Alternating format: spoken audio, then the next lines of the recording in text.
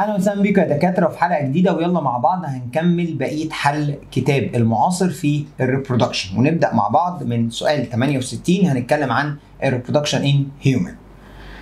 في السؤال ده بيقول لك ايه؟ the opposite graph illustrates the change in the size of the uterus of adult woman. يعني انا عندي الرحم بيتغير حجمه. which of the following has the main role in the stability of the uterus in the place through its period. احنا عارفين ان الرحم كعضو بالنسبه لنا متصل بالمحيط بتاعه، او يعتبر بالنسبه لي متثبت في البلفيك ريجون من خلال الالاستيك ليجامنتس، الاربطه المرنه، ودي اللي بتخلي الرحم وقت البريجننسي يحصل له اكسبانشن. زي ما قلت لك الرحم بيكون حجمه صغير جدا، لا يتعدى 7 سم، في الحمل بيوصل لحد 30 سم ويرجع تاني ينكمش. فايه اللي بيثبته؟ هو ده السؤال. طبعا من الواضح اهو، هو حتى كاتب لك ايه؟ التايم بالمانسز. يعني انا بص المنظر، حصل ان هو حجم الرحم كبر، يعني معنى كده حصل بريجننسي. ما هو مش هيكبر غير لما يكون كده، ورجع تاني زي ما هو بعد الحمل عندي. فهل بزياده الاف اس اتش والال اتش دي مالهاش علاقه اصلا؟ دي اليوترين دي الاوفاريان سايكل، دوره الاوفري، فمالهاش اي علاقه. طيب connection of the genital system with the pelvic bone with elastic ligament، هي دي الاجابه الصح.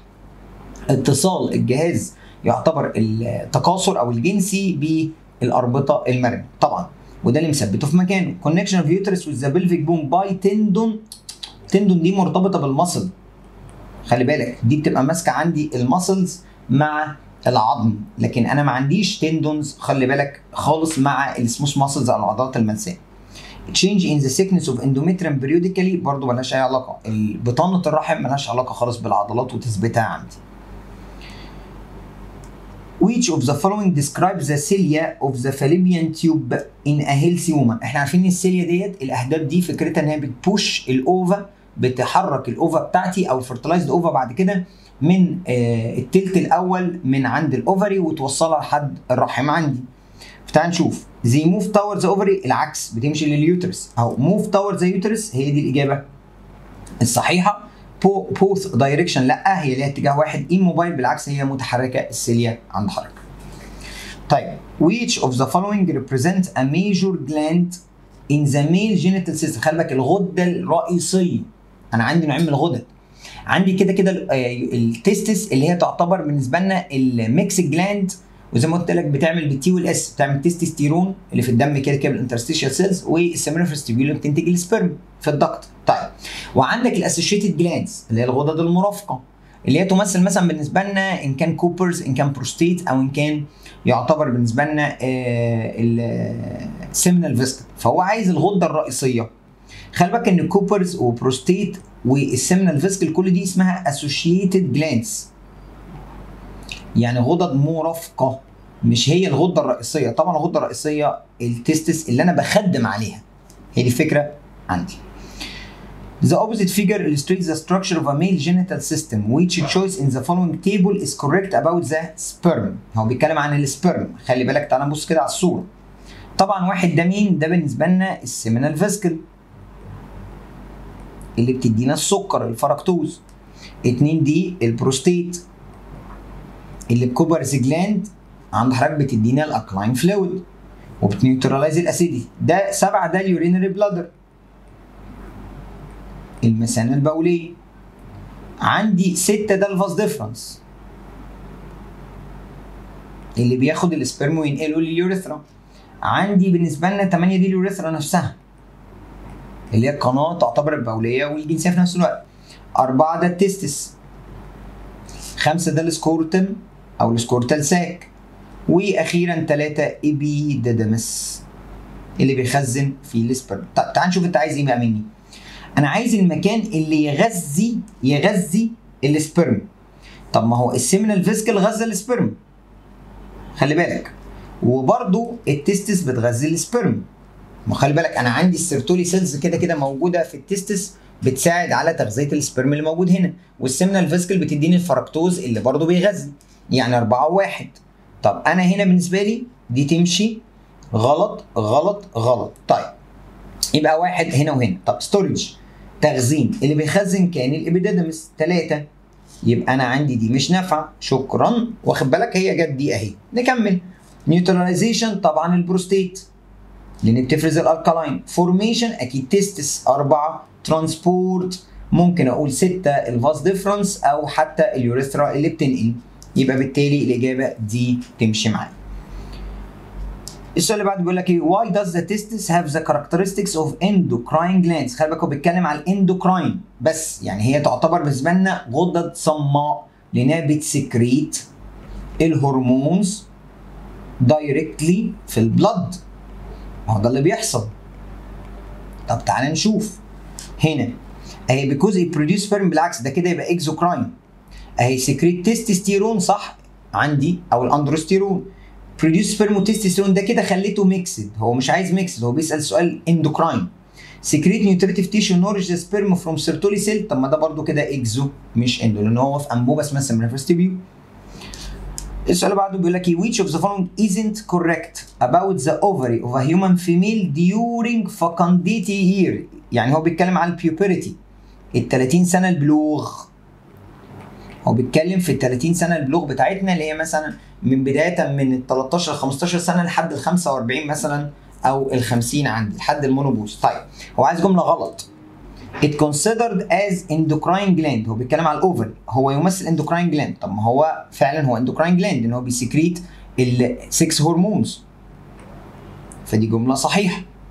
طيب it has immature follicle. طب ما ده برضه صح لانه بيكون في البريماتيور ovarian follicles اللي هي الاوسايت او البرايمري اوسايت اللي لسه ما استوتش ما عملش موز واحد. طيب it work periodically. طب ما دي صح، يعتبر الاوفاريان سايكل دوره منتظمه. كل بالنسبه لنا الاوفر بيشتغل كل 56 يوم او كل 28 يوم بالتبادل.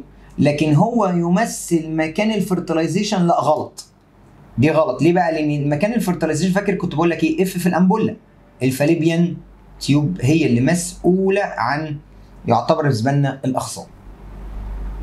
طيب which of the following graph illustrates the importance of presence of the two testes outside the body؟ يعني هو بيتكلم على قصه السكورتال ساك، الشنطه بتاعتي. ايه المميز في الشنطه بتاعتي؟ طب تعالى نشوف ان انت عندك بتقلل درجه الحراره عند حضرتك للسبرم. ان الفورميشن بتاع السبرم بيحتاج ان درجه الحراره تكون اقل من درجه حراره الجسم بدرجتين. يعني مثلا نلعب في ايه؟ في الراوند يعني 35 درجه. ده احسن عند حضرتك درجه مناسبه لتخليق السبرم او السبرماتوجينز. بص واخد بالك هو هنا مديك ايه؟ مديك درجه الحراره هنا قليله ومديك هنا حراره عاليه 38. لا طبعا ما ينفعنيش. طب هنا برضو نفس الكلام، مديك هنا قليل ومديك هنا عالي. لا هي ما تتخليش على 37 اقل، يبقى برضو غلط. طيب هنا مديك بص 7 برضو و30 ومديك ال 35 وال 34 قليلين، برضو دي غلط. اهي دي صح. بص بقى هنا اهو ان هو بيقول لك ان درجه الحراره اقل بدرجتين عندي هنا، وان ال 37 دي ما تنفعش. هي دي الاجابه الصحيحه. انا ببعد عن حراره الجسم او بقلل عن حراره الجسم عندي. 75 which of the following can be produced as a direct effect of FSH in adult person؟ خلي بالك FSH في الادلت تأثير مباشر للFSH في الادلت، يعني هو كده بالغ. هو يعتبر بالنسبه لي فيرتايل، خلي بالك يعني هو خلاص بلغ. طيب فورميشن اوف سيمينيفرس تيبيول، لا يا باشا هو بلغ، هو اوريدي اتعملت. ده هو كان لسه ايه؟ كان لسه تشايلد. السيمينيفرس تيبيولز دي اتخلقت اصلا من الاول، انا عايز بقى اشغلها. فالفورميشن دي بتكون بيفور ادلت. دي تيستس اتخلقت من الاول. طب ابيرنس اوف سكندري ميل 6 كاركتر دي مش بتاعت الاف اس اتش، دي بتاعت ال اتش اللي كان بيعمل انترستيشيال سيلز التستوستيرون، وده مش دايركت ده اندايركت كمان.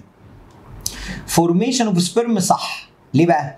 هو في الاول عمل السيمنيفرس تيبيول هو ايه؟ لسه صغير، وبعد كده عمل السبرماتوزوا لما كبر بالاف اس اتش. دي اجابه صح. طب سكريشن تستوستيرون واندروستيرون لسه بقول لك دي غلط، دي بتاعت ال اتش مش بتاعت الاف اس اتش. طيب السؤال اللي بعده بيقول لك ايه؟ The opposite figure then determine which of the following structure don't belong to the male genital system، يعني حاجه مالهاش علاقه بالجهاز الجنسي. طب تعالى نشوف. واحد ده مين؟ ده urinary bladder. 2 ده يوريتر، الحالب اللي بيجمع البول من الكلى عندي للمثانه البوليه. 3 ده فاس ديفرنس. طيب 4 ده السيمينال فيسكل. 5 دي البروستيت جلاند. طب تعالى نشوف. يبقى لما نيجي نبص كده عند حضرتك، انا عندي ده وده مالهمش علاقه. ليه؟ دول تبع اليورينري سيستم، الجهاز البولي، ماليش علاقه بيه. يبقى بالتالي انا هختار 1 و2 عندي. طيب what's the structure that has the maximum value of pH؟ يعني اعلى pH، يعني الكلاين. خلي بالك هو بيتكلم في اعلى pH. طب اعلى pH دي كانت بتاعت مين؟ اللي بيديك الالكلاين فلويد مين؟ البروستيت وكوبرز جلاند. يبقى رقم 5 عند حضرتك. يبقى رقم 5 بالنسبه لي هي الاجابه الصح. طيب 77 بيقول لك study the opposite figure determine which of the following structure is affected by hormone secreted from 5. طب تعال نشوف بس مين 5 ده. 5 ده الاوفري. 1 ده كله اليوترس، الرحم. 2 ده اليوترين كافيتي، تجويف الرحم. 2 ده الاندومتريوم. 4 ده اليوترين ماسل، العضلات. فتعال نشوف. فهو بيقول لك هنا ايه الحاجه اللي هتخرج من 5 تاثر. طبعا هو ايه اللي بيخرج من 5؟ بيخرج الاستروجين، صح كده، والبروجستيرون، ودول اللي بيخرجوا من اليوترين سايكل. طب بيأثروا على ايه؟ في الرحم. بيأثروا على بناء الاندومتريوم. رقم 3 هم ما بيأثروش على الرحم كله، بيأثروا على بناء البطانه وزياده الدمويه بتاعتها. طيب the following structure affected directly by oxytocin. oxytocin ده بتاع مين؟ contraction، انقباض العضلات، بيلعب على الماسلز للولاده. يبقى هيتكلم في رقم 4 اليوترين ماسل عندي. طبعا انا بتكلم في عضلات الرحم عندي. 78 بيقول لك which of the following statement is correct؟ الجمله الصحيحه. معرفش بقى نشوف. The function of testosterone is restricted for the appearance of the secondary sex character. غلط. يعني التستوستيرون ملوش وظيفه تانية غير ظهور الصفات الجنسيه الثانويه للذكر، اللي هو مثلا الهارشنس اوف فويس والبيرد او اللحيه والبادي ماس، الكتله العضليه. لا طبعا، ده ليه مهم جدا في الفرتيليتي، في الخصوبه، لان هو بيساعد في اكتيفيشن بتاع السيرتوري سيلز. يبقى الجمله دي غلط. طيب interstitial cells pour their secretion in seminiferous tubule. غلط. ليه يا باشا؟ ده اندوكراين، يعني في الدم، مش في السمنيفرس تيبيول. السمنيفرس تيبيول ده السبرم هو اللي موجود فيها، فدي برضو غلط. طيب the anterior lobe of pituitary gland play a direct and indirect role at the puberty of human male. صح. ليه بقى؟ الدايركت بتاعه الاف اس اتش. ان انت عندك الاف اس اتش هيعمل ايه؟ هيعمل لك سبرم او سبرماتوزوا. والال اتش هيلعب على الانترستيشيال سيلز اللي هتلعب معاك على مين؟ على السكس هرمونز. فبكده بطريقه غير مباشره عندي. يبقى فعلا يبقى الجمله دي صح. طب interstitial cells are the only source for secretion male hormone. غلط. ليه بقى؟ عندك الادرينال كورتكس، دي بقى موجوده عندك معلومه من ايام الهرمونات. 6 هرمونز اللي بتفرز من الادرينال كورتكس اللي هي مشابهه للميل 6 هرمونز والفيميل 6 هرمونز. What are the highly concentrated hormones in a vein of adult male testes؟ خلي بالك انا عندي تستس اهي. فين ده يبقى راجع للقلب، يعني خارج من التستس. ما هو راجع يبقى خارج من التستس. طب هو لو خارج من التستس هيخرج بايه؟ بالسكس هرمونز. خلي بالك ما انا بتكلم في دم، ماليش دعوه بالايه؟ بالسبرم. يبقى هو راجع، فهو لو ما راح بارتر راح له بالاف اس اتش والال اتش. لما رجع له بالسكس هرمونز عندي، مش اف اس اتش، مش ال اتش، مش اف اس اتش. كل ده جاي من ارتري مش من فين. لكن تستوستيرون واندروستيرون هي الاجابه الصح عند حضرتك، لان اتفرزت من التستس وراجعه للقلب عندي. 80 بيقول لك ايه which of the following is correct about the content of the spermatid with the respect of the secondary spermatocyte. خلي بالك هو بيتكلم في السبرماتيد والسكندري سبرماتوسايت. طب واحده واحده. انا لما اجي افكر معاك احنا عندنا كان ايه؟ السكندري سبرماتوسايت عملت مايوزز 2 فادتنا سبرماتيد. طيب لازم الاول نقارن ما بينهم. طيب في ايه؟ في الكروموسومال سيت، كروموسومال نمبر، والاماونت اوف دي ان اي. خلي بالك الثلاثه دول لازم تقارن بينهم لان السايت هما الاثنين كانوا في التستس في السيمينيفرس تيبيول. طيب باشا ده كان ان وده كان ان، فدي خلصان. الاثنين كان نفس الكروموسومال سيت. ليه؟ لان المايوز واحد هو اللي قلل من 2 ان لان، يعني البرايمري للسكندري كان ال 2 ان بقت ان. طيب انت عملت ايه في مايوز واحد؟ ما انت لازم تبقى فاهم. انا عملت دوبليكيشن لل 46 كروموسوم في الاماونت اوف دي ان اي، فكل كروموسوم بقى شال صباعين فبقى معاه 92 كروماتيد ب 92 دي ان اي. رحت انت فاصل الكروموسومات، ده خد 23 كروموسوم والتاني برضو ايه سكندري سبرماتوسايت خد 23 كروموسوم، بس كل كروموسوم كان فيه 46 كروماتيد ب 46 دي ان ايه مولكيول. يعني لما كنا بنرسمها بالشكل ده كده اهو، بالشكل ده. ان انا بقول لك ايه اهو، انا عندي فردي، رقم فردي، لانه في الاخر هو كروموسوم واحد، بس الكروموسوم الواحد ده مزدوج. طيب في القصه بقى بتاعت الايه سبرماتيد انت عملت ايه؟ انت عملت زي الميتوزس، فصلت الكونتنت بتاع دي ان ايه. يعني قسمت، بدل ما يكون معاك صباعين كل واحد خد صباع، يعني بدل ما يكون معاك قطعتين من دي ان ايه كل واحد خد قطعه، فبالتالي بقى معايا 23 دي ان ايه مولكيول في شكل 23 كروماتيد، وكل كروماتيد تمثل هيكل بطوله بكروموسوم 23 كروموسوم. فبالتالي الصوره اتغيرت، بقت ايه؟ بقت كده اهو. فخلي بالك بص بقى المنظر اختلف في ايه؟ ان انت عندك ايه؟ هو الرقم فردي، هو هيكل واحد، بس بدل صباعين بقى صباع واحد. فتعالى نقرا بقى على هذا الاساس نشوف هو بيتكلم على ايه؟ حاجه ليها علاقه بالسبرماتيد. خلي بالك يعني عايز حاجه ليها علاقه بده. طب تعالى نقرا مع بعض. بيقول لك the same number of chromosome and the same genetic material. لا يا باشا، هم نفس عدد الكروموسومات لكن مش نفس الكميه الوراثيه. واحد معاه 46 قطعه عندي دوبليكيتد، واحد معاه 23 قطعه. طيب half number of chromosome دي غلط لان هم الاثنين نفس العدد. same number of chromosome ولكن half the amount of genetic material. الاجابه دي صح. ليه بقى؟ اهو بص كده معايا اهو، انت هنا كنت نفس عدد الكروموسومات، بس هنا الكروموسوم بكام؟ ب 46 دي ان اي، وهنا الكروموسوم بكام؟ ب 23. يبقى فعلا لما نيجي نبص اني انا شايف ان ده نص الماده الوراثيه. صح، السبرماتيد نص الماده الوراثيه عندي. طب هاف طبعا برضو غلط لان هو كده كده هما الاثنين زي بعض. السؤال اللي بعده which of the following represent a similarity between the division of the primary oocyte and division of the secondary oocyte. عايز تشابه ما بين البرايمري وما بين السكندري في الاسم. طب واحده واحده. احنا عارفين برضو نكتب، لازم تكتب لنفسك الاول قبل ما ايه ما تهري. البرايمري اوسايت عندك كنت بقول لك ايه اللي هيحصل لها؟ هيحصل لها ماتيوريشن، واحد لواحد تدينا 2، واحد كبير واحد صغير. ايه واحد لواحد؟ ان في مايوزز واحد البرايمري اوسايت تديني واحد كبير اسمه سكندري اوسايت، واديني واحد صغير اللي هو الفيرست بولار بادي. طب خلي بالك من حاجات مهمه جدا لازم تبقى انت فاكرها. ايه؟ هو عايز يقارن بين ده وده في التشابهات.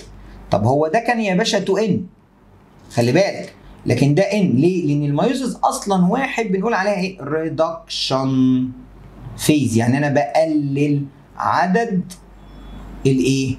الكروموسومات، انا بقلل. فتعالى بقى لما نيجي نحسبها، البرايمر اوسايت هي اصلها ايه؟ 46 كروموسوم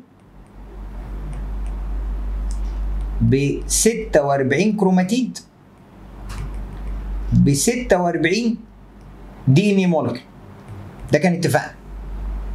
يعني انت لما تيجي تبص هو الاصل بتاعك ايه؟ ان انت عندك 46 هيكل من الكروموسومات، كل كروموسوم فيه قطعه واحده من الدي ان اي، 46 قطعه 46 كروماتيد. حصل لها دوبليكيشن في الماده الوراثيه. يعني ده حصل له دوبليكيشن قبل الاسم، فبقوا ايه؟ هم ال 46 كروموسوم، بس بقى معاه 92 كروماتيد و92 دي ان ايه؟ مولكيول. حلو. قمت انت قاسم عدد الكروموسومات، فبقى 23 كروموسوم و23 كروموسوم. خدت نص ورميت نص، وكل نص منهم في ايه؟ صباعين، 46 كروماتيد و46 دي ان ايه مولكيول. طيب فتعالى بقى يا باشا نقارن ما بينهم.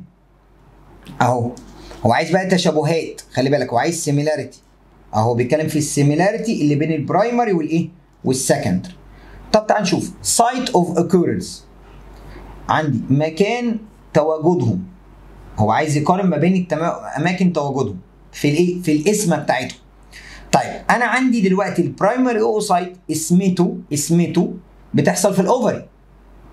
السكندري اوسايت لما نيجي نكمل احداثه لا اتقسم في قناه فالوب. هو عايز التشابه في ايه؟ في الاسمه. خلي بالك من الحته دي، في الاسمه. فانا عندي الاسمه بتاعت البرايمري اوسايت حصلت في الاوفري كل 28 يوم بالتبادل، او كل ايه؟ زي ما قلت لك 56 يوم. طب amount of DNA produced. طب بص كده، انت بتلعب هنا في 46 عند حضرتك، هتكملها معايا اهي. لو جينا كملنا عملنا مايوزز ايه؟ 2. طيب فانت هتدينا ايه؟ اوفم. طب الاوفم دوت عند حضرتك بتقسم الماده الوراثيه، هتديك ايه؟ عندي 23 دي ان ايه مولكيول ب 23 كروماتيد ب 23 كروموسوم. فلما نيجي نبص كده هتلاقي ايه؟ الكميه مش هي. لا مش شايف ان الكميه هي بتاعت الخلايا الناتجه. يعني البرايمر لما عمل سكندري اداني ايه؟ 46 دي ان ايه. لما السكندري عمل اوفم اداني 23. يبقى مش قد بعض في الكميه، يبقى ولا قد بعض ولا زي بعض في المكان. ده واحد حصل في فاليبيان، واحد حصل في اوفري. الكميه الناتجه من الخلايا واحد كان اداني سكندري اوسايت 46 وواحد اداني اوفم 23. طب النمبر اوف بروديوسد سيلز دي صح ليه بقى؟ لان مايوزز واحد اداك خليتين، مايوزز 2 اداك برضه خليتين لكل واحده منهم. ما هو ده الهدف، ان دايما الخليه بتقسم الاثنين. فخلي بالك فالبرايمر اوسايت اداك ايه؟ اداني خليتين، واحده كبيره واحده صغيره. طب ما السكند اوسايت لما اتقسم برضه اداني 2، واحده كبيره واحده صغيره، اللي هي مين؟ اوفم وايه؟ سكند بولار بادي. طب occurrence in unmarried woman، لا الانماريد وومن بيحصل فيها ميوز واحد بس. ليه؟ لان مفيش سبرم، لان ده كونديشنال، ده يعتبر كونديشنال، ليه شرط زي ما اتفقنا قبل كده وجود مين؟ السبرم عندي. طب السؤال اللي بعده بيقول لك ايه؟ Which of the following represents the correct pathway of the sperm from the production site until expelling outside the male body. يعني انا عايز التسلسل بتاع السبرم من اول ما تنتج لحد ما خرج. طيب ابيديديمس ده بيخزن، فاز ديفرنس بين السيمينيفرس ده بيصنع. ما ينفعش المصنع يبقى هو اخر حاجه، المفروض يبقى اول حاجه. طيب سيمينيفرس تمشي يبقى الاثنين دول غلط. طيب سيمينيفرس فاز ديفرنس يعني مصنع بيصنع بعد كده انبوبه بتنقل بعد كده يخزن، غلط. اهي هي دي الاجابه الصحيحه. هتقول لي اشمعنى؟ ما انا عندي مصنع بيصنع بعد كده مخزن بيخزن، انبوبه بتنقل بعد كده بره في اليوريثرا عند ايه؟ عند حضرتك. فدي الاجابه بتاعتي. تعال نشوف السؤال رقم 83 بيقول لك ايه؟ which of the following should be acting efficiently for continuity of the sperm to stay alive during the passage through urethra. خلي بالك حاجه هتشتغل بكفاءه من اجل استمراريه خلي بالك من اجل استمراريه السبرم انه يعيش جوه اليوريثرا.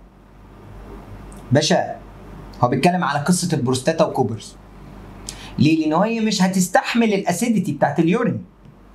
فتعال نقرا سيمنيفرس تيبيولز مالهاش علاقه، دي عملت سبرم مالهاش علاقه اصلا بخروجه.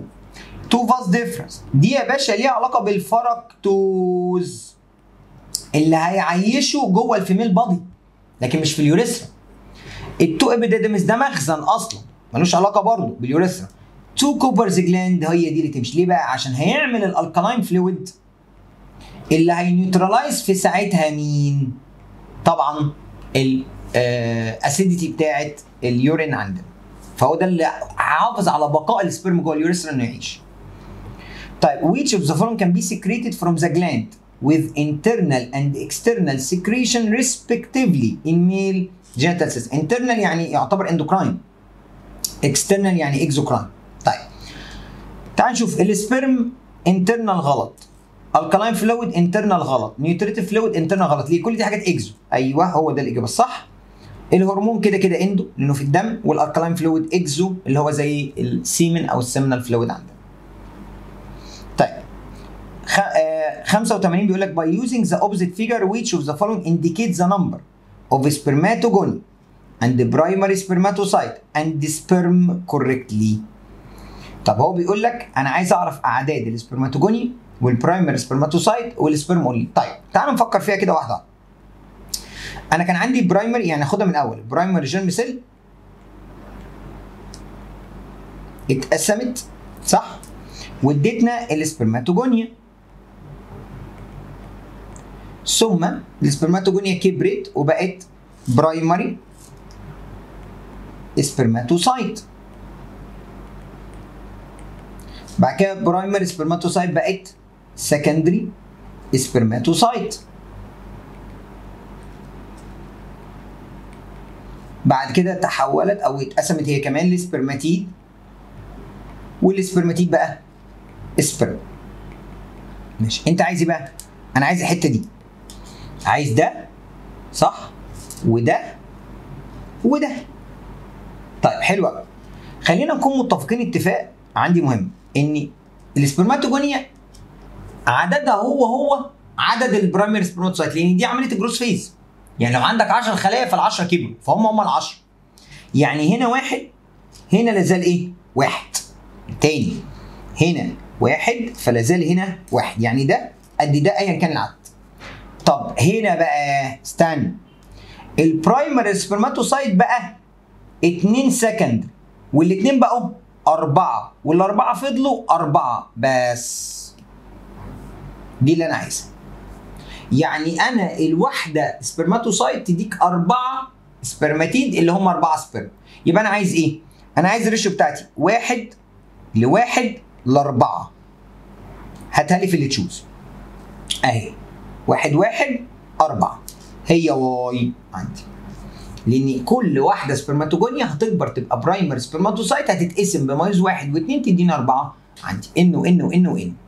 طيب السؤال اللي بعده بيقول لك study the opposite figure determine what happened in stage 2 مقارنة بستيج 1.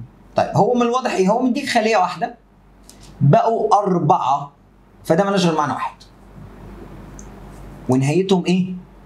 سبرم، عشان برضه يبقى انت راجل ذكي.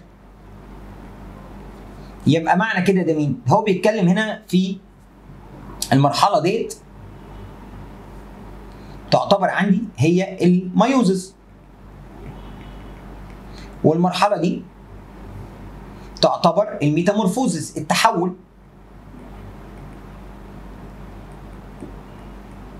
طيب لو جينا قسمنا بين 1 و2 يبقى 1 دي ميوزس 1، 1 لواحد يدينا 2، 2 في 2 يدينا 4، يبقى ده ميوزس ايه؟ 2. يبقى هو بيتكلم على مرحلتين، المرحلة دي ميوزس 1، المرحلة دي ميوزس ايه؟ 2. هتقولي عرفت مين؟ ما انا شغلت دماغي. بص يا دكتور، انا لقيت عندي خليه واحده عندي ادتني 4 خلايا وفي الاخر بقوا سبرمز، يبقى ده معناه ايه؟ يبقى دي مرحله الميوزس ودي مرحله الميتامورفوزس او الماتيوريشن ميتامورفوزس. طب تعالى نرجع للسؤال بقى، هو بيقول لك ايه؟ 2 و1 طب ما هو 2 دي بتحصل بعد ايه؟ بعد 1 يبقى complement with مكمل follow مثلا ممكن اقول له follow بعده، لكن مش contradict مش عكس ومش هي خلي بالك مش هي لان واحده ريدكشن عندي انا بقلل عدد الكروموسومات بخلي 2 تبقى ان، الثانيه بتقسم ايه؟ الاماونت اوف دي ان ستوبنج برضه لا. طب السؤال اللي بعده بيقول لك ايه؟ which stage the size of the cytoplasm decrease؟ يعني السيتوبلازم ايه؟ طب ما هو خلي بالك من حاجه. 1 و2 انت كده عندك السيتوبلازم لازم يقل، ليه؟ لان خليه واحده اتقسمت ل4 فالطبيعي الحجم بيصغر، يعني انت قسمت على 4 افراد. تخيل معايا رغيف عيش قسمته على 4 افراد فالطبيعي كل واحد بياخد ايه؟ حاجه صغيره. طيب ثم من الواضح لو ركزت كده بعيدا عن 1 وبعيدا عن 2 بص كده في 3 و4 انت الحجم عمال يصغر، لان احنا عارفين ان هيبقى موبايل متحرك، واخد بالك؟ بص كده النيوكليس او الهيد صغرت، الموضوع شكله بيصغر، فكده الحجم عمال يصغر يبقى كلهم بيصغروا، يبقى كلهم عندي بيصغروا اهو 1 و2 و3 و4 عندي كله بيصغر عندي، لان ما ينفعش اقول لك مثلا 1 و2 و4. يعني ايه 1 و2 و4 او 1 و4؟ طب ازاي يا عم؟ كلهم بيصغروا باين عندك في الصوره، عندك دي بتجيبها حتى من الصوره يعني هو مش معلومه عندك. Which of the following cells aren't present in the shown stage؟ في حاجه مش موجوده في الصوره دي. طب تعالى نمشي. انا شايف ان انا عندي مين؟ ادي سبرم، من الواضح انا عندي سبرم وعندي سبرماتيد وعندي بالنسبه لي السكندري سبرماتوسايت وعندي البرايمري سبرماتوسايت. في واحد منكم شاطر يجيبها على طول من مره واحده، ما هو يا دكتور هو معروف الكبير الاول 1 ل1 يدينا 2 مايز 1 بتحصل في البرايمري سبرماتوسايت، يبقى برايمري سكندري سبرماتيد سبرم، يبقى الحاجه الوحيده مثلا حاجه زي السبرماتوجونيا مش موجوده، حاجه زي البرايمري جيرم سيل مش موجوده، كل ده عندك ينفع عندي، لكن برايمري سكندري سبرماتيد كل ده موجود عندي. 87 بيقول لك ايه؟ which of the following process happened due to the effect of Sertoli cell on spermatid during spermatogenesis؟ واحده هو السبرماتيد دي كانت اخر حاجه في الماتيوريشن. طيب بعدها بيحصل ايه؟ الميتامورفوزز، التحول في ان السبرماتيد تتحول لايه؟ لسبرم. فتعال نفكر، هو عايز تاثير السيرتولي ايه؟ سيلز. يا عم انا ما اعرفش بس هفكر بالعقل. مايوز 2 ما هو خلاص يا حبيبي ما السبرماتيد عمل مايوز 2، مايوز 1 كل ده قبل ده، كل ده قبل كلمه ايه؟ سبرماتيد. طيب برودكشن اوف تستوستيرون، هو هل السيرتولي عمل تستوستيرون؟ لا، ده الانترستيشيال ايه؟ سيلز. لما كنت بقول لك ايه؟ تي يبقى برضه مالهاش علاقه. طيب يبقى لك ايه؟ ميتامورفوزز. ايوه ما هي منطقيه، ما هو دي الحاجه الوحيده اللي فاضله له واللي هتحصل له التحول، انه بيغذي السبرم وبيحافظ عليه وبيمنع الوايت بلاد سيلز انها تهاجمه. When does the formation of ova in the human female start؟ يا باشا ستارت من بدري قوي، ده وهي كانت امبريو. الاوفري بيشتغل جروس فيز ومالتيبليكيشن وهي لسه ايه؟ جنين جوه رحم امها. يبقى فيبرتي لا، ماتيوريشن لسه بدري اهي، امبريونيك ديفلوبمنت. ستوبنج منستريشن طبعا لا، يعني لما توقف في النزيف طبعا لا. Which of the following represent a similarity between the polar body produced من مايوزز 1 والبولار بادي اللي من مايوزز ايه؟ 2؟ يعني هو بيتكلم في الفيرست بولار والسكند بولار. خلي بالك السؤال ده حلو قوي، هو عايز التشابه ما بين الفيرست والايه؟ والسكند. طب تعالى نرجع كده نكتبها. انت يا باشا كان عندك ايه؟ البرايمر اوسايت، بقى عندي سكندري اوسايت وفيرست بولار بادي. بعد كده السكندري اوسايت بقى اوفم وبقى سكند بولار بادي. فهو عايز تشابه ما بين ده وما بين ده، فاهم المنظر؟ فتعالى بقى ايه نفصصها الاول.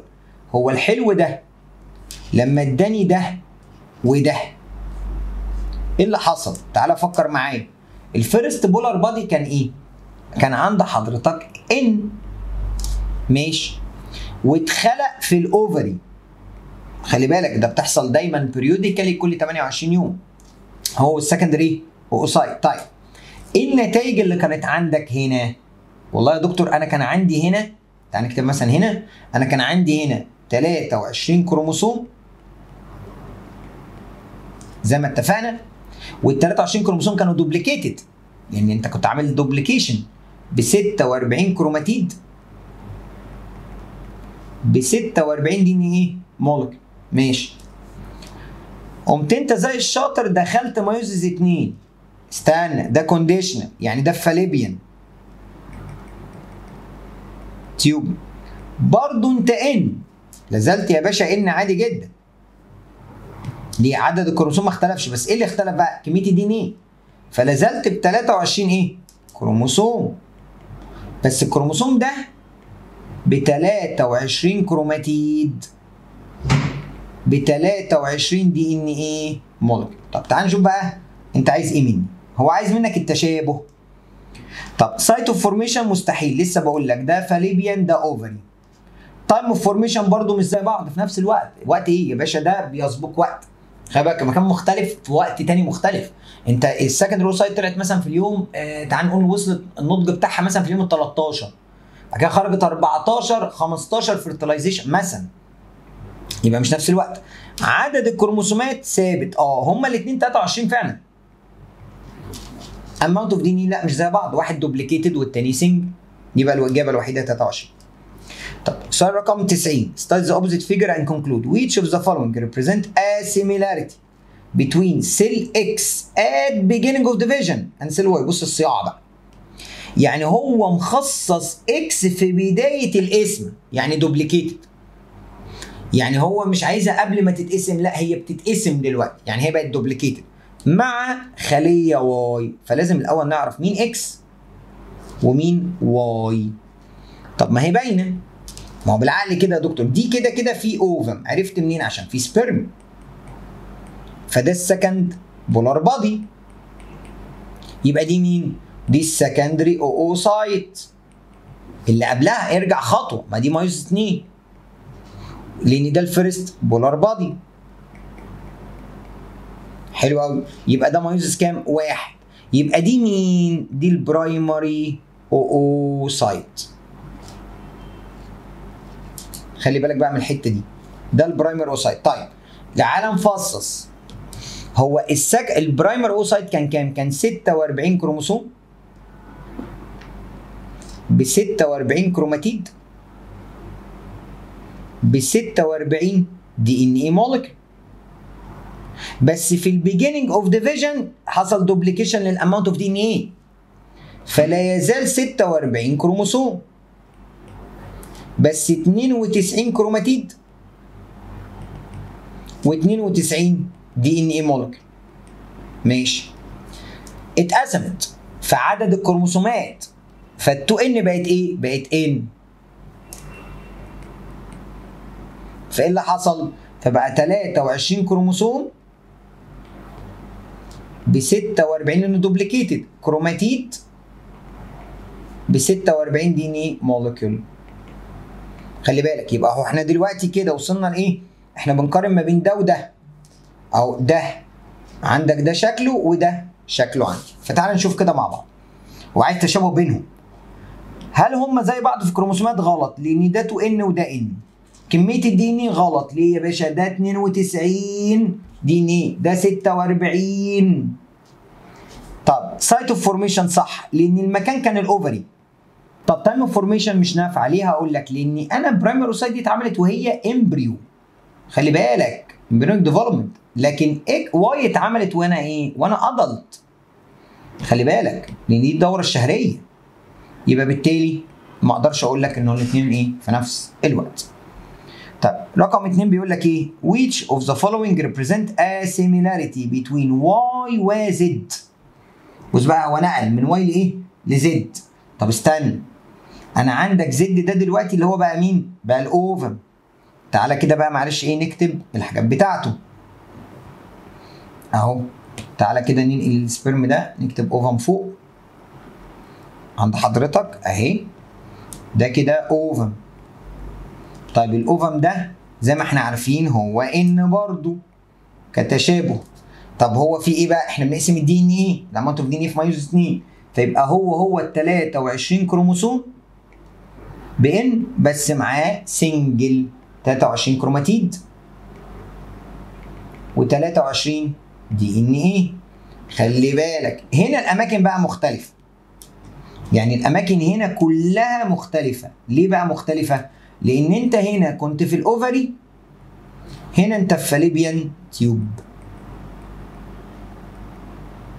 فتعال نشوف كده مع بعض الحته دي، نشوف التشابه ما بينهم. طيب بص يا صاحبي، احنا دلوقتي هل هم متشابهين في كميه الكروموسومات؟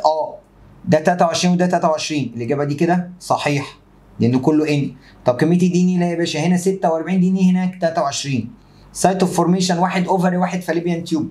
تايم اوف فورميشن لسه قايل لك ده في مكان وده في مكان، يبقى ده في وقت وده في وقت. عندي 91 بيقول لك ايه؟ The opposite graph illustrates a change in the DNA amount due to occurrence of successive divisions، يعني اسمات متتابعة. Which of the following cells represents the start point؟ الخلية اللي ابتديت منها الصورة دي. طيب هو بيقول لك ايه كمية الايه؟ الدي ان ايه، انت ابتديت ب 2 اكس. طيب بص كده النهاية بقيت اكس واحدة، يعني انت بقيت شايل ايه؟ هاف الاماونت اوف دي ان ايه ايا كان، يعني انت كان معاك الكميه متضاعفه بقت النص. باشا ده مايوزز وانا مغمض عيني. طب ايه اللي يثبت لك افهم حضرتك؟ بص يا صاحبي واحده واحده كده. هو حصل اول حاجه دوبليكيشن، ما انت قبل ما تعمل اي ديفيجن لازم يحصل عمليه دوبليكيشن، فبقيت 4 اكس. بعد الدوبليكيشن عملت مايوزز واحد، وفي مايوزز واحد انت بتقلل النص، بدل ما كان معاك 92 دي ان مولكيول بقى معاك 46، فرجعت تاني. بعد كده رحت مديني مايوزز 2 اللي هو خلى ال 46 بقوا 23. يبقى مين دوت باشا وانا مغمض؟ دي ممكن تبقى عندك يا اما البرايمري اوسايت او البرايمري سبرماتوسايت، وهي دي واحد لواحد يدينا 2. فتعال نشوف كده، سكندري سبرماتوسايت لا، سبرماتوجونيوم لا، برايمري جيرم سيل لا. هي دي الاجابه الصحيحه عندك، لان انت هتعمل مايوزس فانت بتبدا بمين؟ بالكبير الاول، برايمري سبرماتوسايت او برايمري اوسايت عندي.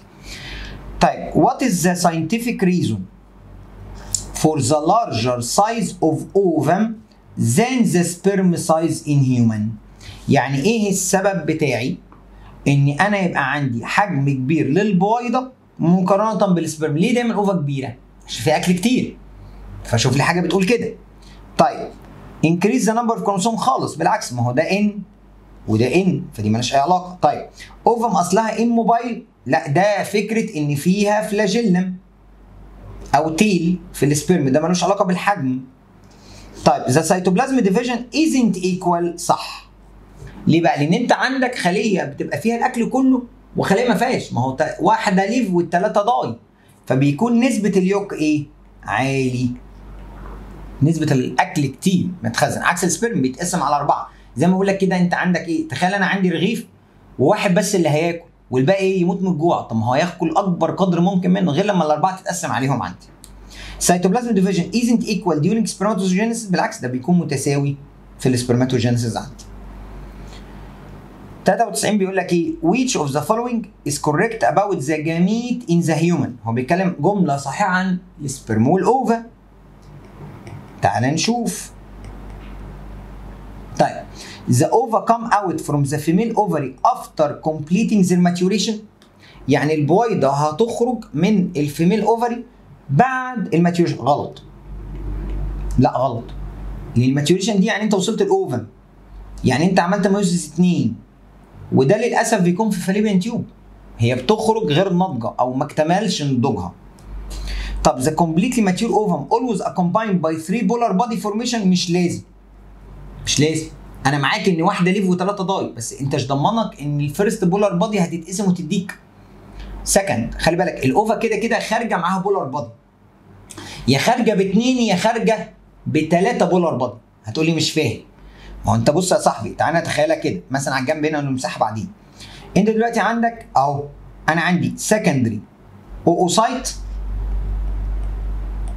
ومعاها فيرست بولار بادي، ماشي؟ دي بعد كده بقت اوفا واديتنا السكند بولار بادي. طيب فده اول شكل. ان انا ممكن اقول لك ايه، انا معايا اوفا ما اهي ومعاها واحد واثنين، ده شكل ان الاوفا معاها 2 بولار بادي، او اقول لك ان ده كمان هيتقسم ويديك برضو ايه، السكند بولار بادي. فبالتالي يدينا كام؟ 3. ادي 1 2 3، فاديني 3 بولار بادي ومعاها ايه، اوفا. فانا مش دايما، ما ممكن يبقى اوفا ومعاها 2 او اوفا ومعاها 3، يبقى مش دايما عندي، يبقى الجمله دي ايه، غلط. طيب The division of the primary germ cell of both male and female start at the same age مستحيل. هو بيحصل بعد البلوغ في الراجل، لكن في الست بيحصل وهي امبري. طب the sperm come out from the male body after complete their maturation، صح. مفيش سبرم بيخرج الا لما بيكون عدى بالاربع مراحل اللي هي multiplication وجروث وماتيوريشن وميتا مورفوزس. 94 بيقول لك ايه؟ The opposite figure illustrates some stages for formation of human male and female gametes. يعني هو بيتكلم في سبرم واوفا، خلي بالك سبرم واوفا. Which of the following applied at these stages correctly for occurrence of fertilization؟ هو عايز fertilization، fertilization يعني فيوجن للميل والفيميل جاميت مع بعض، النيوكليس بتاع ده مع النيوكليس بتاع ده. طيب هو من الواضح اللي دي عباره عن مثلا ميتامورفوزس.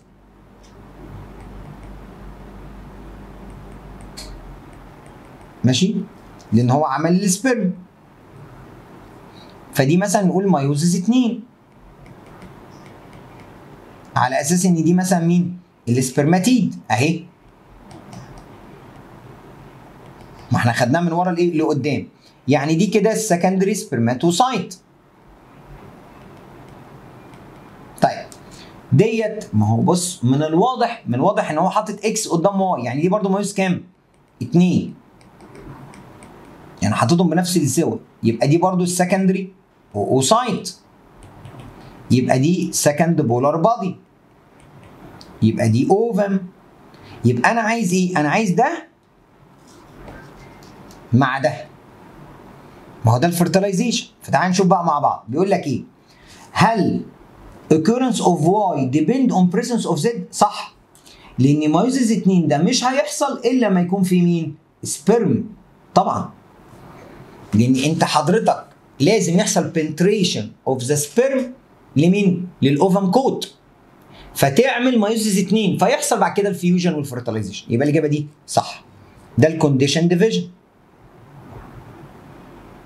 طيب اكس بيعتمد على واي، اكس غلط طبعا. يعني السبرم عشان يتعمل محتاج واي يكون اتعمل؟ لا طبعا.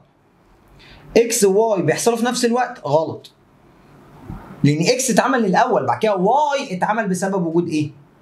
اكس او السبرم بتاعي زد. اللي بيعتمد على واي لا برضه. انا السبرم ما بيعتمدش على الاوفا، الاوفا هي اللي بتعتمد على السبرم. طيب 95 بيقول لك ايه؟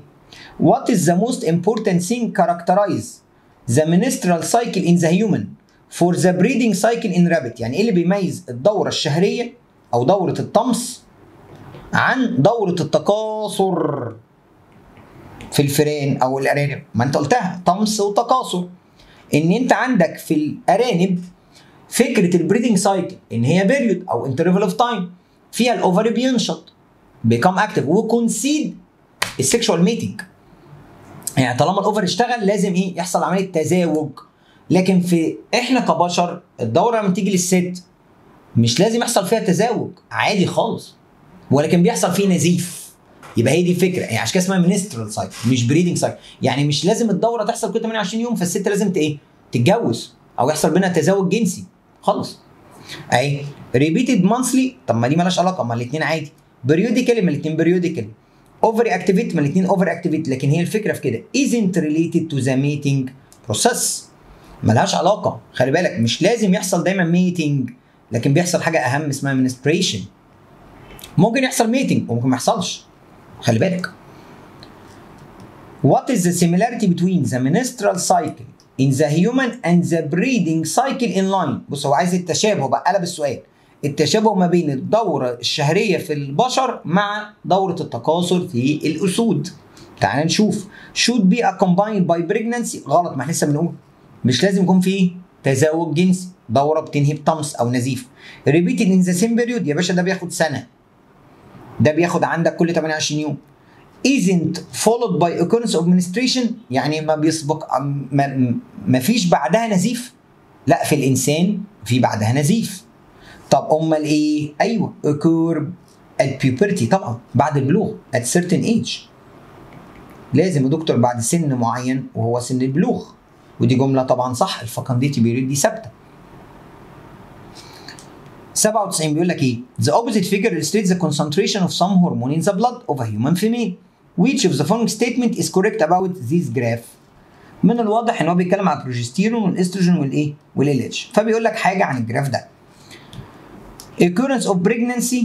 أولا يا باشا ما ينفعش أقول pregnancy، هتقول لي ليه؟ باشا شايف الخازوقين، أكتر خازوقين ينوروا لك الدنيا همت. معنى إن يبقى عندك LH هنا وLH هنا، يعني أنت عندك دورتين. ففين الحمل؟ معلش، ده البروجستيرون اهو زاد وايه؟ وقل، يبقى مفيش حمل، يبقى دي غلط. طيب ونفس الكلام دي غلط. طب هل non occurrence of pregnancy بسبب زياده ال LH مره كمان؟ ايوه صح، ما هو LH تاني يعني بويضه بتخرج تاني. طب non occurrence بسبب ثبات الاستروجين؟ ازاي يعني؟ بالعكس الاستروجين بيقل. خلي بالك ان الاوفاريان سايكل عشان نبدا دوره جديده فيها يبقى لازم السكس هرمونز تقل، ولا في استروجين ولا بروجستيرون، فبيبقى كل الاوفاريان هرمونز في المينيمم ليفل عشان يظهر اف اس اتش ويظهر ال اتش تاني. 98 بيقول لك ايه؟ انهابين بي هرمون، ده هرمون produced and released by ovarian ايه؟ follicle as a response to FSH. خلي بالك يعني ده result من اف اس اتش، يعني انت الاف اس اتش هيشتغل الاول وبعد كده هو يخرج. ف which of the following represents the structures that produce inhibin B hormone and its level during ovulation of the menstrual cycle. خلي بالك عشان هو فيه تركتين. الهرمون ده هيخرج بعد ما الاف اس اتش يشتغل، وعايز يعرف كميته لما نعمل اوفيوليشن. طب واحده واحده. دي البريماتيور اوفاريان عند حضرتك ايه؟ فوليكلز. ودي الجرافيان فوليكل. حلو حبيب قلبي، فين واحد ولا اتنين اللي ظهروا بعد الاف اس اتش؟ اتنين مش واحد. خلي بالك واحد ده كان قبل الاف اس اتش اللي هي البريماتيول او البريموديال فوليكل، يبقى انا عايز دي، يبقى انا اختار اتنين. ليه؟ لانه قال لك ريسبونس، يبقى دي ما تنفعش. ماشي طيب ده مين؟ ده كوربس ليوتم، ماليش دعوه بيه اصلا. ليه؟ ده مش فوليكل وده بيحصل له ديجنريت، فانا بره اللعبه ده وده، يبقى انا اختار ايه؟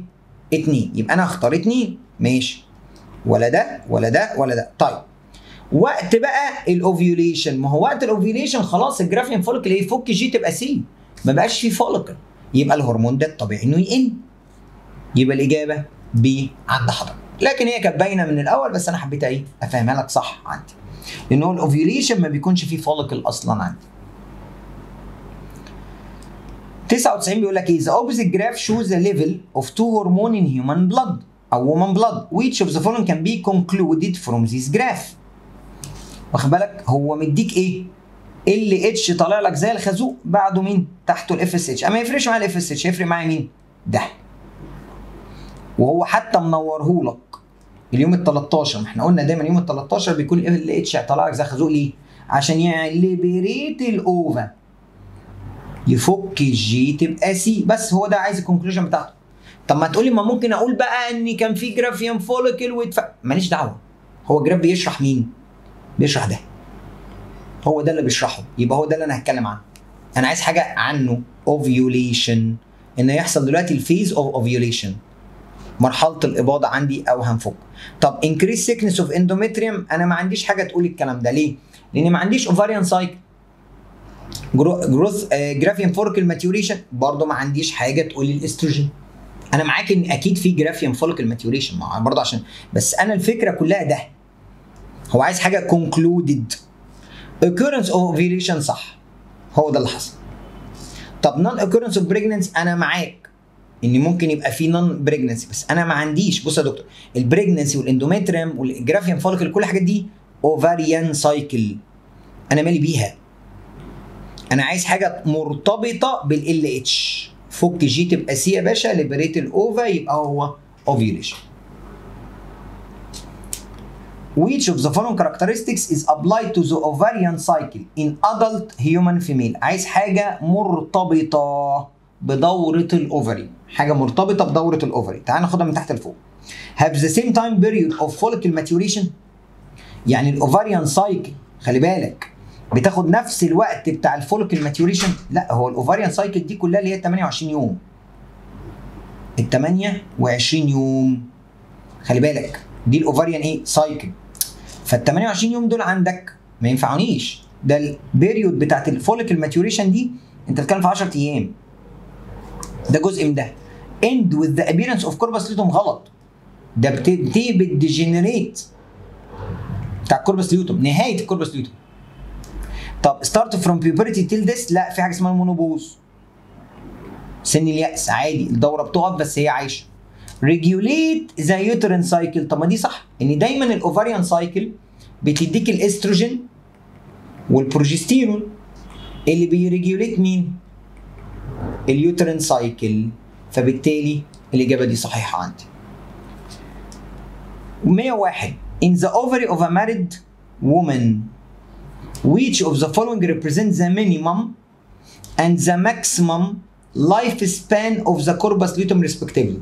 يعني انا عندي الاوفري بتاع ست متجوزه، فاي منهم يمثل المينيمم والماكسيمم لايف سبان، العمر بتاع كوربس ليوتوم. والكوربس ليوتوم عندك لما بيعيش كان بيعيش من يوم ال 14 ده في الدوره لل 28، ده في كل دوره، يعني بيعيش تقريبا اسبوعين.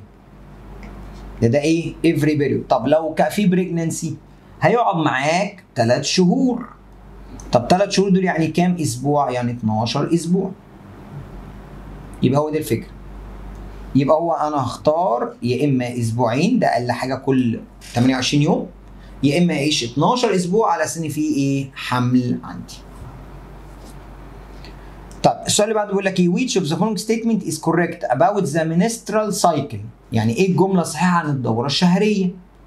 طب the progesterone secretion precedes the estroidal، يعني قبل؟ لا طبعا بعد، after، ودي غلط. طيب the time difference between the highest level of FSH ال LH 5 ايام بس؟ طب ده كان في اليوم الخامس، ده كان اليوم ال 14 او ال 13، طب ما كده تقريبا فرق كام؟ 10 ايام، يبقى دي غلط. طيب هم 3 هرمونات؟ لا هم كام؟ هم يعتبر زي فيهم 4 هرمونات، فاكر فيليب اف اي ال بي.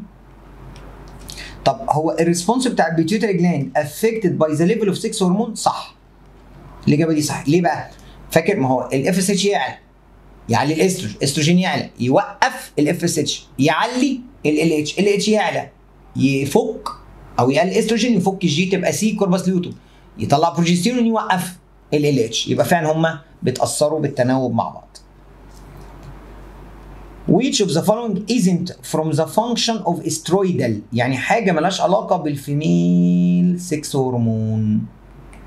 خلي بالك. طيب development of mammalian gland طبعا، النضج الجنسي، softness of voice طبعا، growth of endometrium طبعا، contraction of uterine muscle لا دي بتاعت الاكستوسين، دي مالهاش علاقه بالايه؟ بالسكس هرمونز بتاعتك، دي ليها علاقه بالبيتيوتري جلاند او النيرو هايبوفيسيس عندي.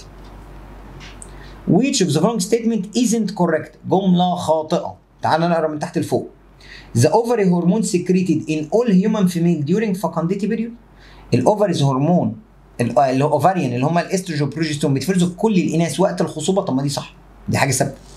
سيل اوف اندوميتريوم كونتين ريسبتور اوف اوفري هرمون، طب ما دي برضه صح، لان الاستروجين والبروجسترون بيعيدوا بناء الاندوميتريوم وبيعلوا بالنسبه لنا الفاسكولاريتي، يبقى معنى كده ان الريسبتور او هم يعتبروا التارجت سيلز الاندومتريوم.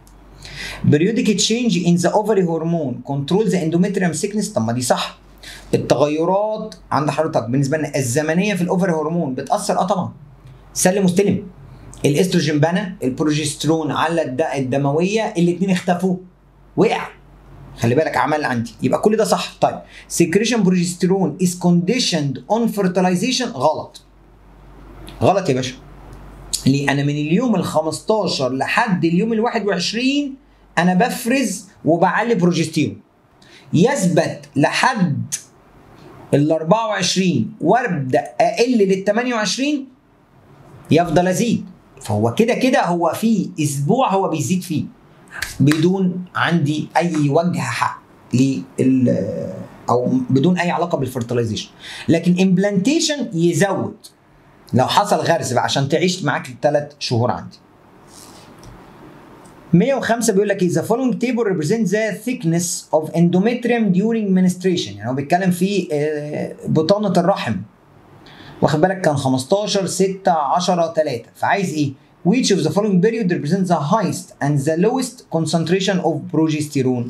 progesterone ده هرمون الحمل، كان بيعلي الدمويه، يبقى اهو ده اعلى تركيز للبروجستيرون، عكسه ده اقل تركيز للبروجستيرون، يبقى اكس ثم ال. طبعا اكس اعلى تركيز وال اقل تركيز عندي.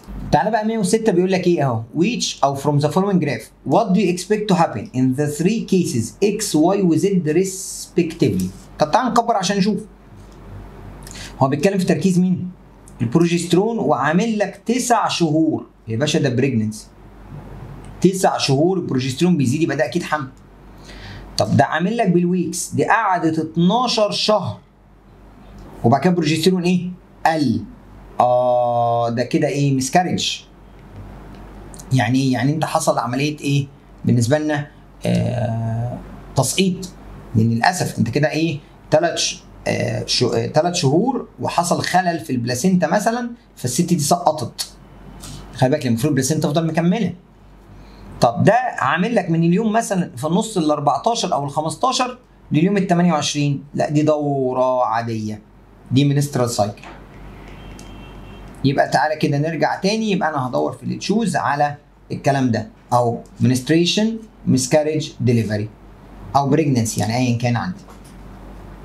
طيب which of the following causes the stop of the menstrual cycle. حاجه توقف الدوره، حاجه توقف الدوره. هو عامه البروجستيرون كان بيوقف الدوره، تعال نشوف. بلاسينتا فورميشن، بس دي متاخره قوي. خلي بالك بلاسينتا فورميشن دي بتاعه معاك 3 شهور، فالدوره اصلا اوريدي واقفه 3 شهور قبل البلاسينتا.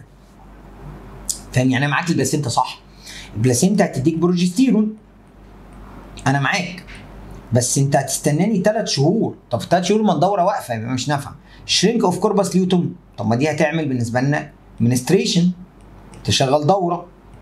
طب فيرتلايزيشن اوف اوفا ان فاليبيان تيوب ولا امبلانتيشن اوف بلاستوسيست. على فكره فيرتلايزيشن اوف اوفا هي صح، بس مش ضمنك، ما ممكن تبقى هي حاطه كويل فما يحصلش امبلانتيشن، فكانها ما وصلتش، فالنتيجه 0. فهي دي الاحلى.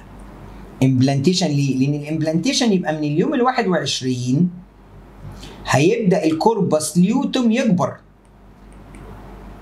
ويزود في البروجستيرون فيوقف المنسترال سايكل، فتفضل دوره واحده بعدها حمل، تفضل مكمله معاك بالحمل. طيب 108 بيقول لك ايه؟ What is the average period of the secondary oocyte to spend alive in the fallopian tube؟ هو قال لك من يوم ليومين، يبقى الافريج يعني انا عندي من 24 ل 48، هات لي حاجه في النص 36، ما هو ده اقل حاجه وده اكبر حاجه، سيبك من 12 دي. Which of the following reason for the increase of progesterone at X؟ واخد بالك هو كاتب لك الايدج باي اي يير، يعني ده سنين عمر وفجاه وقفت، يعني ده المونوبوز، سن اليأس، يبقى ده بريجنانسي، ما هو زاد بزياده، يبقى الست دي حملت، ده سنه حملت فيها، يبقى حصل البيوبرتي، ما كل ده بلوغ يا باشا. هو occurrence of a pregnancy عندي. shortage of ovary، اوفا ازاي نقص؟ ما في اوفا اهي وفي كل حاجه عندك مظبوطه.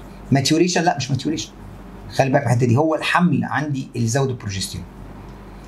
Which of the following is accompanied by decrease of progesterone at Y؟ Y ده مين؟ ده المونوبوز. يعني هو بيتكلم على حاجه في المونوبوز. طبعا المونوبوز احنا عارفين ان سن الياس ده اللي بيحصل فيها بعد الفكنديتي بيريود الاوفاريان سايكل بتقف او الاوفاريان هرمون بتقل، مفيش خلاص بويضات اصلا، خلي بالك من الحته دي. طيب فايه اللي هيحصل؟ طبعا الاف اس اتش هيزيد بقوه، ليه؟ نازل بوزيتيف ومفيش حاجه طالعه نيجاتيف، فالاف اس اتش بيحاول يضغط على الاوفر انه يديك اوفا ومفيش. فتعالى نقرا. انكريز استروجين مستحيل، ريلاكسين مستحيل، الحاجات دي كلها اوفاريان. ديكريز ال اتش سين انكريز غلط، هي دي زياده نازل بوزيتيف، هو بيحاول ينشط الايه؟ الاوفاريان هرمونز بس مش موجوده عندك. Which of the following is considered a direct result؟ خلي بالك direct from hyposecretion of FSH. خلي بالك هو بيتكلم في ايه؟ تأثير مباشر لنقص، ما هيبقى نقص ال FSH. طب ما كده يبقى مفيش ميوزس واحد، ما هو ده أهم حاجة، مفيش جرافيان فوليكل، ده أهم حاجة عندك. تعال نقرا. البريجننسي ديفيكالت، يا لهوي ده أنت في آخر الدنيا. بريجننسي ايه يا باشا؟ هو اصلا ما فيش بيضه هتخرج عشان يبقى فيها بريجننسي. طيب سكندري اوسايت ارنت فورمد، صح عشان ما فيش ميوز واحد. منستريشن اكير ان اريال، طب دي خطوات في الاخر، النزيف ده اخر حاجه. سكريشن بروجسترون انهبيتد، طب ما ده برضو اخر حاجه، ده لما ال اتش مش موجود والاستروجين مش موجود. انا عايز اول حاجه دايركت، يبقى اول حاجه الميوزس او الجرافيان فوليكل عندي. السؤال اللي بعده بيقول لحضرتك ايه بالنسبه لي؟ او during فيترو فيرتلايزيشن اللي هو حقن المجهري مثلا او اطفال الانابيب. The ovary of a woman is stimulated to produce large number of ova، صح؟ عاوز الهرمون اللي اتشيف ذات. طب انا عايز احفز الاوفري انه يشتغل، محتاج جونادوتروفين، مين بقى؟ طبعا اف اس اتش، عشان يديك الجرافيان فوليكل عدد كبير منها. ما هو بيقول لك انا عايز اجيب ماتيور اوفا، يعني خليها تستوي عندي، يعني ميوزس واحد. Which of the following choices illustrates the level of the hormone during miscarriage؟ خلي بالك miscarriage دي يعني حصل ايه؟ حصل بالنسبه لنا نزيف، يعني البلاسينتا فكت، يعني البروجستيرون قل. طب لما البروجستيرون يقل خلاص كده يا باشا كل حاجه تقف، يعني مفيش 6 هرمونز. تعالى نقرا. استروجين ديكريز بروجستيرون انكريز غلط، بروجستيرون ديكريز استروجين انكريز غلط، مفيش اوفاريان هرمونز. بروجستيرون واستروجين ديكريز صح، ما هو دول هرمونات تثبيت الحمل. انكريز طبعا غلط.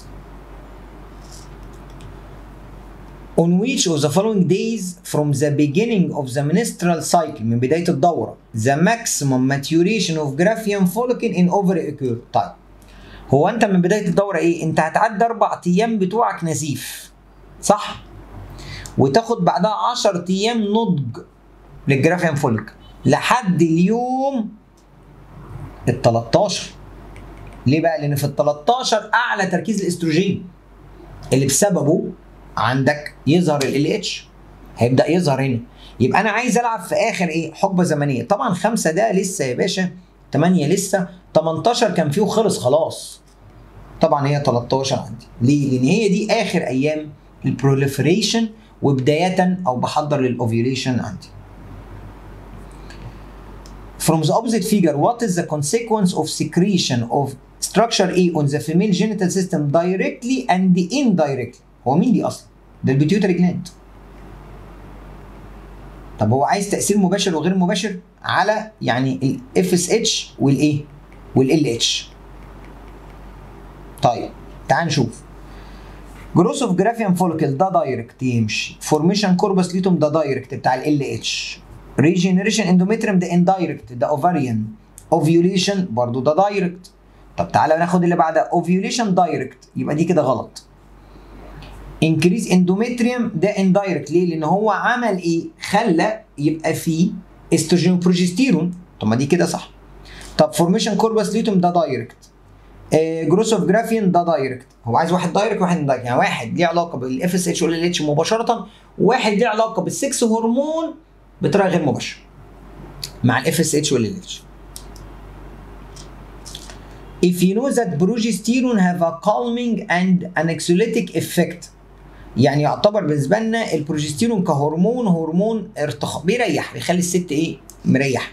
والاسترويدال هاف ستيموليت افكت تو ساينسايز نيورو ترانسميتر كولد سيروتونين which improve the mood. يعني من الاخر كده هو بيقول لك ايه؟ ان الاستروجين بيخلي الست مزاجها عالي ومريحه، والبروجستيرون مخليها ايه؟ مرتاحه نفسيا. فعايز المرحله اللي امك بتعكنن عليك فيها اهي، باد مود، شيل استروجين وبروجستيرون من القصه، يبقى ايه؟ ال5 ايام من الغبره بتوع النزيف. ليه؟ لان ما فيهاش ولا استروجين ولا بروجستيرون، طبعا بيكون له في السكس هرمونز، فبالتالي اهرب من البيت. طيب 116 بيقول لك ايه؟ The husband working condition forced him to travel for 2 weeks. يعني انا عندي زوج بيسافر لمدة اسبوعين ويرجع تاني اسبوعين بعده لمدة اشهر كتيرة، فادى الى non occurrence of the wife's pregnancy. فخلى الست دي للاسف كده مش عارفة تحمل، مع ان هو بيسافر في الوقت الغلط، بيسافر في الوقت اللي فيه خصوبة، خلي بالك، او الوقت اللي المفروض نعمل فيه fertilization period. When they went to doctor he confirmed that it is difficult for pregnancy to happen if the time of traveling continue as it. يعني يا باشا انت بتسافر في الوقت الغلط. Which of the following days of the wife menstrual cycle do you expect it represents the time of traveling؟ انا عايز الوقت الغلط. انا عايز الوقت الايه؟ الغلط. خلي بالك من الحته دي. وانا عندي مشكله ان الراجل ده دلوقتي الاسبوعين اللي بيسافرهم هم الاسبوعين اللي فيها الاوفا بتخرج والسبيرم مش موجود، فالدوره بتعدي عليه. تعال نشوف. لو انا هبدا سفري من اول يوم في الدوره، طب ما انا لما اعدي اسبوعين هرجع انا كراجل في اليوم الكام؟ ال14. طب ما كده ده حلو، كده يحصل فرتلايزيشن. فاكر لما كنت بتريق معاك اللي هو قصه ايه؟ حسين واميره. طب ما كده يا باشا الراجل ده هيبقى 100 100. هيعمل ايه؟ عند حضرتك سيكشوال ريبرودكشن ويجيب لك حماده الصغير، ما هو معاك 14 و15، يبقى دي مش نافعه. طب من اليوم الثامن في بدايه الدوره، تامن، لو عدينا 14 يوم على الثامن، فكر معايا كده، طب ما انا كده يبقى انا هرجع عندي، يعني مثلا تعالى نتخيلها كده، معلش انا على الله في الرياضه، بس تعالى نتخيلها بالويم، يعني 8 زود عليها 14، انا كده في اليوم ال 22 رجعت. طب ما خلاص كده كان فيه وخلص يا حبيبي، ده انت كده في اخر الاوفيوليشن خلاص وداخل على المنستريشن، فالموضوع انتهى. خلي بالك يعني انت كده داخل منستريشن، فبالتالي ملهاش لازمه. طيب فدي كده حلو. طب تعال نكمل. اليوم ال 15 من بدايه الدوره، طب هو انا لما احط 15 عليهم 14 انا كده بقيت في اليوم الكام؟ ال 29. عارف يوم 29 ده كانه ايه؟ يعني كانه اول يوم في دوره جديده. فانا هقعد اسبوع، يعني هقعد معاك لحد اليوم ال 14 يا حلاوه. ده انا هعرف اجيب حماده فيرتلايزيشن. خدت بالك من اللي انا عملته؟ ما دي الفكره، يبقى دي تنفع معايا، يبقى دي برضو مش نافعه. طب اليوم ال 22 من بدايه الدوره، تعال نشوف. 22 زود عليها 14، يعني انا 36. 36. طب فكر معايا كده، شيل بقيه الايام بتاعت الدوره. انت عارف ان انت كده مسنطرها صح؟ ليه يا صاحبي؟ ما هو 22 23 24 25 26 27 28 ادي كده، ده خلصت الدوره الاولى. خلصت الدوره الاولى. انت متخيل؟ شيل 6 ايام عندك، بعد كده زود عليهم 7، او زود عليهم مثلا بقيه الاسبوع، يبقى لك 8 ايام لسه سفر، و6 و8 عندي. انت متخيل؟ يعني لسه انت كل ده معاك. انت متخيل؟ يعني انت دلوقتي شلت 22 بص اهو احسبها معايا او 22 23 24 25 26 27 28. خلاص الدوره خلصت. 1 2 3 4 5 6 7، يعني هو رجع في اليوم السابع في الدوره الجديده. طب ما هو لو السابع هيقعد 14 يوم عندي، يعني زود 7 مع 14، انت عارف كده يا باشا انت بقيت في اليوم ايه معاك لحد ال 21. ده انت مسنطرها صح في الوقت بتاع الفرتلايزيشن عندي. فانت متخيل؟ ده الوقت بتاع مين؟ الفرتلايزيشن. فالدنيا 100 فل وايه؟ و10. يبقى برضو دي ما تنفعش، يبقى الاجابه هتكون بي عند حضرتك. تعال نشوف بقى 117 بيقول لك ايه؟ The opposite graph illustrates the level of progesterone and LH in a blood of a woman during 40 days. خلي بالك يعني ممكن يبقى في حمل او دوره جديده. At which point does the menstruation stage start؟ لا ده هو كده شكلها ايه، دوره ثانيه. طيب طبعا اللي طالع لك زي الخازوق ده يبقى مين؟ ال LH. حلو. مين ده بقى؟ ده البروجستيرون. حلو. انا عايز بقى دوره ابتدت menstruation، خلي بالك يعني نزيف. طب ما هو النزيف ده يعني معنى كده مفيش بروجستيرون او اللي بعد بروجستيرون، لان انا عارف البروجستيرون بيعلى معايا تدريجيا لحد يوم 21، بعد كده من 21 يثبت ويقل عندي. يبقى انا بالنسبه لي هنا هي دي سي. ليه بقى؟ لان دي دوره جديده عندي، دي سكند منسترال سايكل، ودي دوره قديمه الفيرست عندي. ليه؟ لان انا طبيعي ال اتش بعدها بروجستيرون، بعد كده تبدا اف اس اتش، بعد كده يجي عندي استروجين، ثم يظهر تاني عندي ال اتش. يبقى الاجابه عندي سي بالنسبه لي. 118 بيقول لك ايه؟ The opposite figure illustrates the menstrual cycle of a woman on which day is the chance of occurring fertilization will be highest.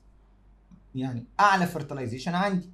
طب هو بدأ من هنا اهو، ده الفيرست ايه داي اوف منستريشن. بص استنى، انت مش هتمشي كده، هتمشي العكس.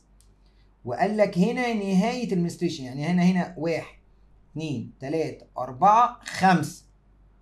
عد بقى معايا 6 7 8 9 10 11 12 13 14. ده اهم حاجه، ما هو ده وقت اللي هيخرج منه. يبقى انا بالنسبه لي اجابتي هتكون طبعا اكس عند حضرتك. طيب لان ده الوقت اللي خرج فيه البويضه اوفيوليشن. طيب السؤال اللي بعده بيقول لك ايه؟ leaving the ovum، البويضه انها تسيب الانتيريور سيرد بارت اوف فاليبيان. ده معناه ايه؟ كونفيرم. خلي بالك كونفيرم يعني يؤكد، يعني انا عايزه حاجه متاكد انها حصلت. الاوفم بتاعتي ثابت الانتيريور سيرد بارت. هو ايه مست الانتيريور سيرد بارت؟ ده المكان اللي حصل فيه الفيرتلايزيشن. طب هي ثابته، يعني عدت عليه وثابته، فايه اللي معناها؟ طبعا هو ما قالش فيرتلايزد، طب ما كده خلاص يبقى هي ماتت، اكيد هتموت. طيب اوفم موف رابيدلي، مفيش حاجه اسمها انها تمشي بسرعه. تمشي يعني ايه بسرعه يعني؟ لا بتمشي عادي ببطء ودورتها اللي هي الاسبوع. طب a large of number of sperm die، ممكن معرفش، وممكن ميبقاش في سبرم اصلا. خلي بالك ده ممكن تبقى دوره عاديه. فكلمه يؤكد لا دي 100. سبرم نوت فاليد فور فيرتلايزيشن، السبرمز مش متاحه. ممكن مش متاحه، بس ده مش كونفيرم. خلي بالك هو عايز كونفيرم. يعني انا معاك ان السبرم ليه عنصر هنا، بس هنا ممكن السبرم حاجه تانية، يا موجود وعدده قليل ففشل، يا اما مش موجود اصلا، فبالتالي دي ودي بيلغوا بعض، فيبقى مين؟ ايه اللي انا متاكد منه؟ ان الاوفم ماتت. هي اوفم از نوت فاليد فور فيرتلايزيشن، يعني ما بقتش متاحه للاخصاب، يعني ماتت. هي دي معناها. فانا متاكد الاوفم ماتت. سبرم بقى غير متاح، سبرم عدده قليل، جزء كبير مات، كل دي حاجات مي بي. خلي بالك من ايه معنى السؤال، هو لعبه بالالفاظ يعني. Where is the sex of the human embryo is determined. خلي بالك الديترمينيشن بتاع السكس هو ايه؟ المومنت اوف fertilization، وقت الاخصاب. خلي بالك من الحته دي. ليه بقى؟ لان ده الوقت اللي انت بتجمع فيه يا اكس اكس يا بتجمع فيه اكس واي الزيجوت. بعد كده بيظهر في الفتره الاولى من البريجننسي، اول 3 شهور، يعني بعد 6 اسابيع او بعد 12. لكن هو وقت الفرتلايزيشن بيكون ظهر. طب ده امتى؟ طبعا في قناه فالوب، او التلت الاول من فالوب. What will happen if only the head of the sperm penetrate over. طب الهيد دي كان فيها ايه؟ فيها نيوكليس الان. طب حلو، يبقى هيحصل فيوجن او fertilization. حلو، فيديك تو ان زيجوت. بس استنى، هل الزيجوت ده هيعرف يتقسم؟ لا، لان مفيش سنتريولز اللي هي النك عند حضرتك، يعني هيفضل زيجوت. طب ما هو كده مش هيعرف يتقسم، يبقى هيموت. هتفشل العمليه الامبلانتيشن، لان مفيش حاجه اسمها زيجوت بيتزرع. يبقى يحصل فيرتلايزيشن وبريجننسي غلط، فيرتلايزيشن ومنستريشن صح. خلي بالك لان هو هيفشل، الزيجوت مش هيعرف يتقسم، فمفيش بلاستومير، مفيش بلاستوسيست، مفيش الموريلا. نون فيرتلايزيشن لا، في فيرتلايزيشن. نون menstruation، لا طبعا في menstruation انه مات. طيب the opposite figure illustrate a process take place in a married woman، يعني في سبرم. what will be produced from this process. واخد بالك هو كده كده عمل ايه؟ اهي قدام عينك ايه؟ عمل بنتريشن للسبرم، عمل بنتريشن للسبرم. طب لما يعمل بنتريشن للسبرم ده معناه ايه؟ ده معناه حاجه واحده، ان كده هيبدا يحصل fertilization. طيب فانا كده انا هديك اوفم ماشي، بس يا اما الاوفم معاها 2 بولار بادي، يا اما الاوفم معاها 3 بولار بادي. قلت لك في الايه، في الفيديوهات اللي فاتت. يعني ايه؟ ما هو يا اما الفيرست بولار بادي يتقسم يديك 2 سكند بولار غير اللي الاوفم هيطلعه فيبقوا التوتال 3، يا اما الاوفم اتقسمت خلاص والفيرست بولار بادي ما اتقسمش، فايا كان يا 2 يا 3. فتعال نشوف انفرتلايزد لا، لان في سبرم دخل. انفرتلايزد لا. طب انفرتلايزد وبولار بادي واحد غلط، ما هو يا 2 يا 3، فانا بالتالي اجابتي هتبقى 3. ما هو يا 2 يا 3. طبعا هو الايديال 3 عندي، الاقل 2 ان هو يبقى معاه فيرست بولار بادي وسكند بولار بادي واوفم عندي، فلكن في واحد بس مستحيله. السؤال اللي بعده بيقول لك ايه؟ What is the hormone whose concentration increase in the blood after fertilization؟ حاجه تفضل عاليه. هرمون الحمل بي بريجنانسي طبعا، بروجستيرون. اولا ده بلح ده بلح ده بلح، كل ده بيقف. اي حاجه لها علاقه بالبيتيوتري جلاند بتقف. Which of the following represents the correct sequence for completing the fertilization process؟ طب الفرتلايزيشن عشان يكمل، الفرتلايزيشن يعني فيوجن اوف نيوكليوس. بعمل ايه؟ بعمل اول حاجه بنتريشن الهيد اوف ذا سبرم والنك، بعد كده يحصل مايوزيز 2، بعد كده يحصل طبعا فيوجن. فتعال نشوف مايوزيز 2 بعد كده فيوجن اوف نيوكليوس مع اوفم، صح.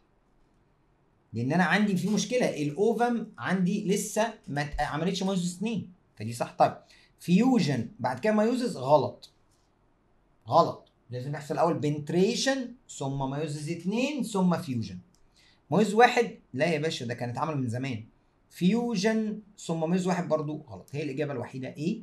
انا بعد ما بيحصل بنتريشن مايوزز 2 اعمل الان الاوفم ثم الفيوجن عندي. 125 بيقول لك ايه؟ The opposite graph illustrates the level of the three hormones in adult woman blood within a certain stage.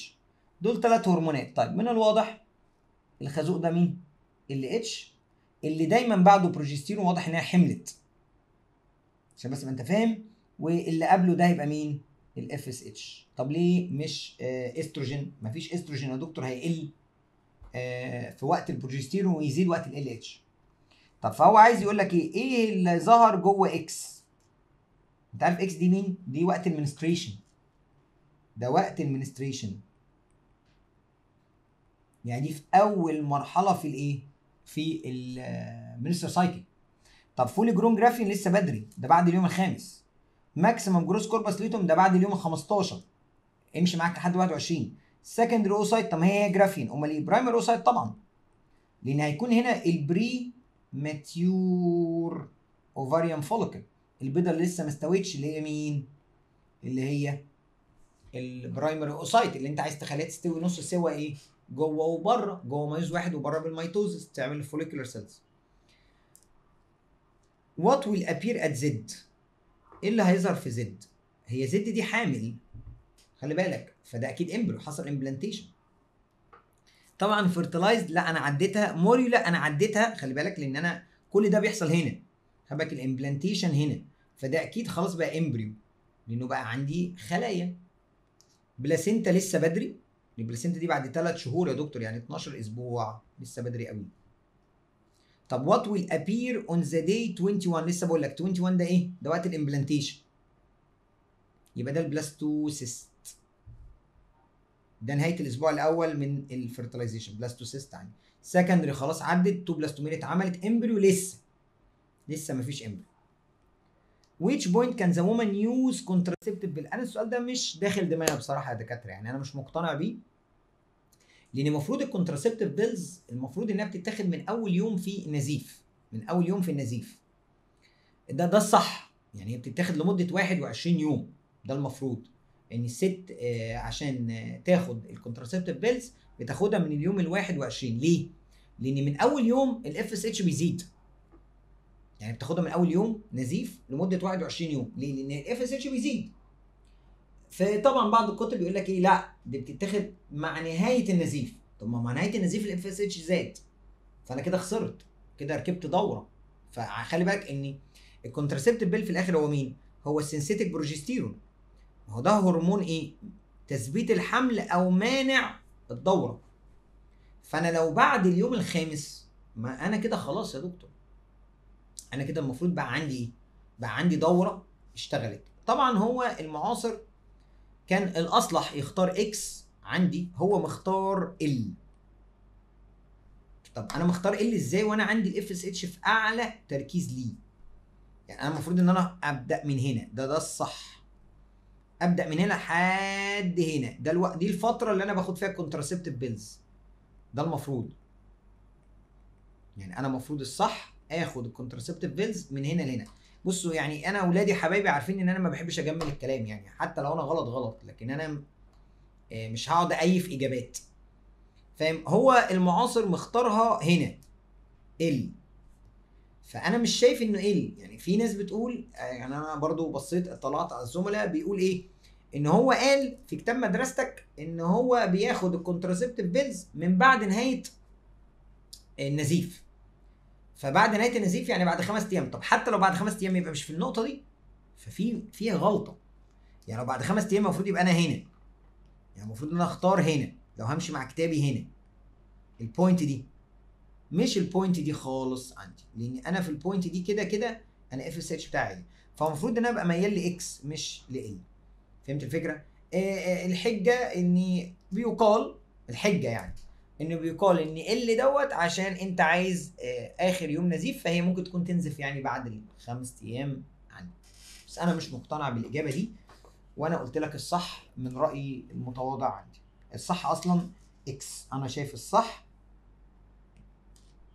اكس، لان هو الطبيعي ان الكونتراسيبتيف بيلز تاخد لمده 21 يوم لحد اليوم 21. ليه؟ لان هو ده الوقت اللي خلاص كده الدوره فاتت فيه، وبتبدا تاخد حاجه اسمها بلاسيبو، اللي هم اخر 7 ايام ما تاخدش، اللي هو دواء ميه من الاخر، ميه بسكر كده كانها، وتوقع تسقط دوره، وتبدا اول ما يوصل نزيف تروح واخده برضو تاني ال 21. What will happen if the ovum use the contraceptive pills at Z؟ ولا اي حاجه هتحصل، بالعكس، ما هو اصلا بروجستيرون.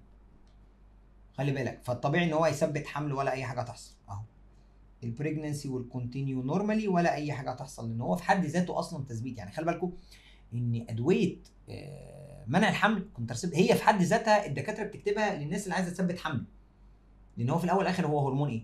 هرمون حمل مانع للدوره. فهمت؟ 126 بيقول لك which of the following from the affecting factor on accomplish the stage of the opposite figure. هو بيعمل ايه؟ بيعمل امبلانتيشن، بيعمل عمليه غرز. طب انا لما اجي اعمل غرز عندي، فانا اوقف دم، طب ما ده كده هتموت. ازود بروجستيرون طبعا. ليه بقى؟ عشان ازود الفاسكولاريتي، ازود الدمويه عندي بتاعت الاندوميتر. طب ازود اف اس اتش، بالعكس، ده المفروض الاف اس اتش ما يكونش موجود، لان لو زاد يبقى كده بروجستيرون قل. growing follicle in the ovary، طب ما برضه غلط، المفروض ما فيش growing، ما فيش غير كوربس ايه؟ ليوتم عندي، ده المفروض ده عندي. how to explain the non-occurrence of a miscarriage. يعني انا عندي ما حصلش تسقيط، يعني الست حملت حتى لو التو اوفري شلناهم بعد او في اخر 4 شهور من الحمل. ايوه عادي، لو شلنا الاوفري، شالت المبايض، شالت الاوفري، هتقول لي طب ما الحمل هيسقط. اقول لك ليه سقط؟ هو احنا عارفين ان من الشهر الرابع للتاسع في الحمل البلاسينتا بتكون اتكونت، والكورنيك فيلي ثابت في الاندوميتريوم، وعمل البلاسينتا المشيمه اللي بتنتج بروجستيرون اللي بتثبت نفسها بنفسها. فحتى لو الاوفر اتشال البلاسينتا موجوده مكمله. هي كوربس ليوتم كونتينيو غلط، بيتيوتري جلاند مالهاش علاقه، بلاسينتا اهي سكريت sufficient amount of hormone to keep pregnancy، هي دي الاجابه الصح. بيفور ريموفال تو اوفري سكريت. لا طبعا ايه العبط يعني، قبل ما تشيل اوفر قالت لك لا استناني انا هطلع لك بروجستيرون. طبعا الكلام ده ايه عبط قوي. فطبعا الاجابه سي هي الصح. طب which of the following body system its formation start first in an embryo whose chromosomal structure 44XY؟ دي بتاخدها من الكتاب. بص كده كده الريسبيراتوري سيستم ما قالش عنه حاجه، وقال انه لما اشتغل في لحظه الولاده، والدايجستيف برضه ما قالش عنه حاجه لانه الطفل مش هياكل عندي. لكن انا عندي فكره انه الفيرست او اول 3 شهور قال لك اول حاجه ابتدت في الشهر الاول عندي النيرفس سيستم معاه الكاردياك الهارت. طب الجينيتال، هو الجينيتال خلي بالك قال لك ايه ده ولد يعني 6 ويكس يعني شهر وايه ونص، يبقى ما ينفعش. لكن ده قال لك كده في الشهر الاول يعني 4 ويكس، يبقى دي الاجابه الصح. دي بتاخدها من الكتاب يعني ما عندناش معلومات ثانيه غيرها. 129 بيقول لك ايه which of the following hormonal change lead to contraction of uterine muscle during delivery؟ يعني ايه الحاجه اللي خلت عضلات الرحم تنقبض؟ الاكستوسين نقص البروجستيرون بسبب احلال او تفكك البلاسينتا، الديجنريشن بتاع البلاسينتا بتفك، الكورنيك فيلي بتنفصل عن الاندوميتريوم فالبلاسينتا بتفك فافرازها بيقل، فبالتالي بيسمح لمين يظهر؟ الاكستوسين عندي. تعال نقرا decrease in progesterone followed by secretion of oxytocin. الاجابه دي صح. increase غلط، ده لو increase يبقى بيثبت. secretion oxytocin followed by decrease غلط. البروجستيرون هو اللي عمل اوكسيتوسين مش العكس. يعني لازم البروجستيرون يقل فالاكسيتوسين يزيد، لان هو في حد ذاته انهبت بيوقف كل الهرمونات بتاعت البيتيوتري جلاند. اوكسيتوسين فولد غلط برضو عندي، لازم ابدا بالبروجستيرون الاول قل ثم الاكسيتوسين ظهر. 130 بيقول لك which of the following act like a lung and kidney in human embryo؟ جوه الجنين مين العضو التنفس؟ مين بوابه الاخراج؟ البلاسينتا. خلي بالك البلاسينتا عندي الامبليكال كورد ما قال ان هو باسج لكن ما عملش اكستشينج، ما عملش اكسكريشن. والامنيون امن وامان، اندوميتريوم ده بتاع الام كلها بوجه عام، البلاسينتا هي كانت البوابه اللي بيحصل فيها اكستشينج عندي.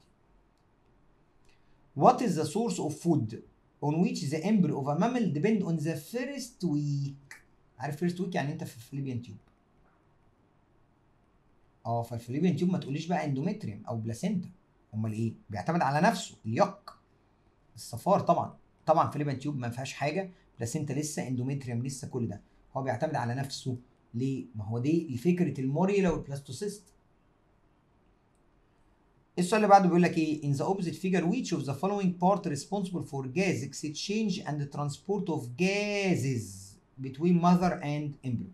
طب جاز اكسشينج ده بلاسينتا، دي البوابه اللي بتبدل فيها اكسجين مع كربون دايوكسيد. طب والترانسبورتيشن امبليكال كورد للبيبي. طب فين يا باشا؟ واحد دي بلاسينتا اللي هي الجزء المشترك ما بين الطفل والام.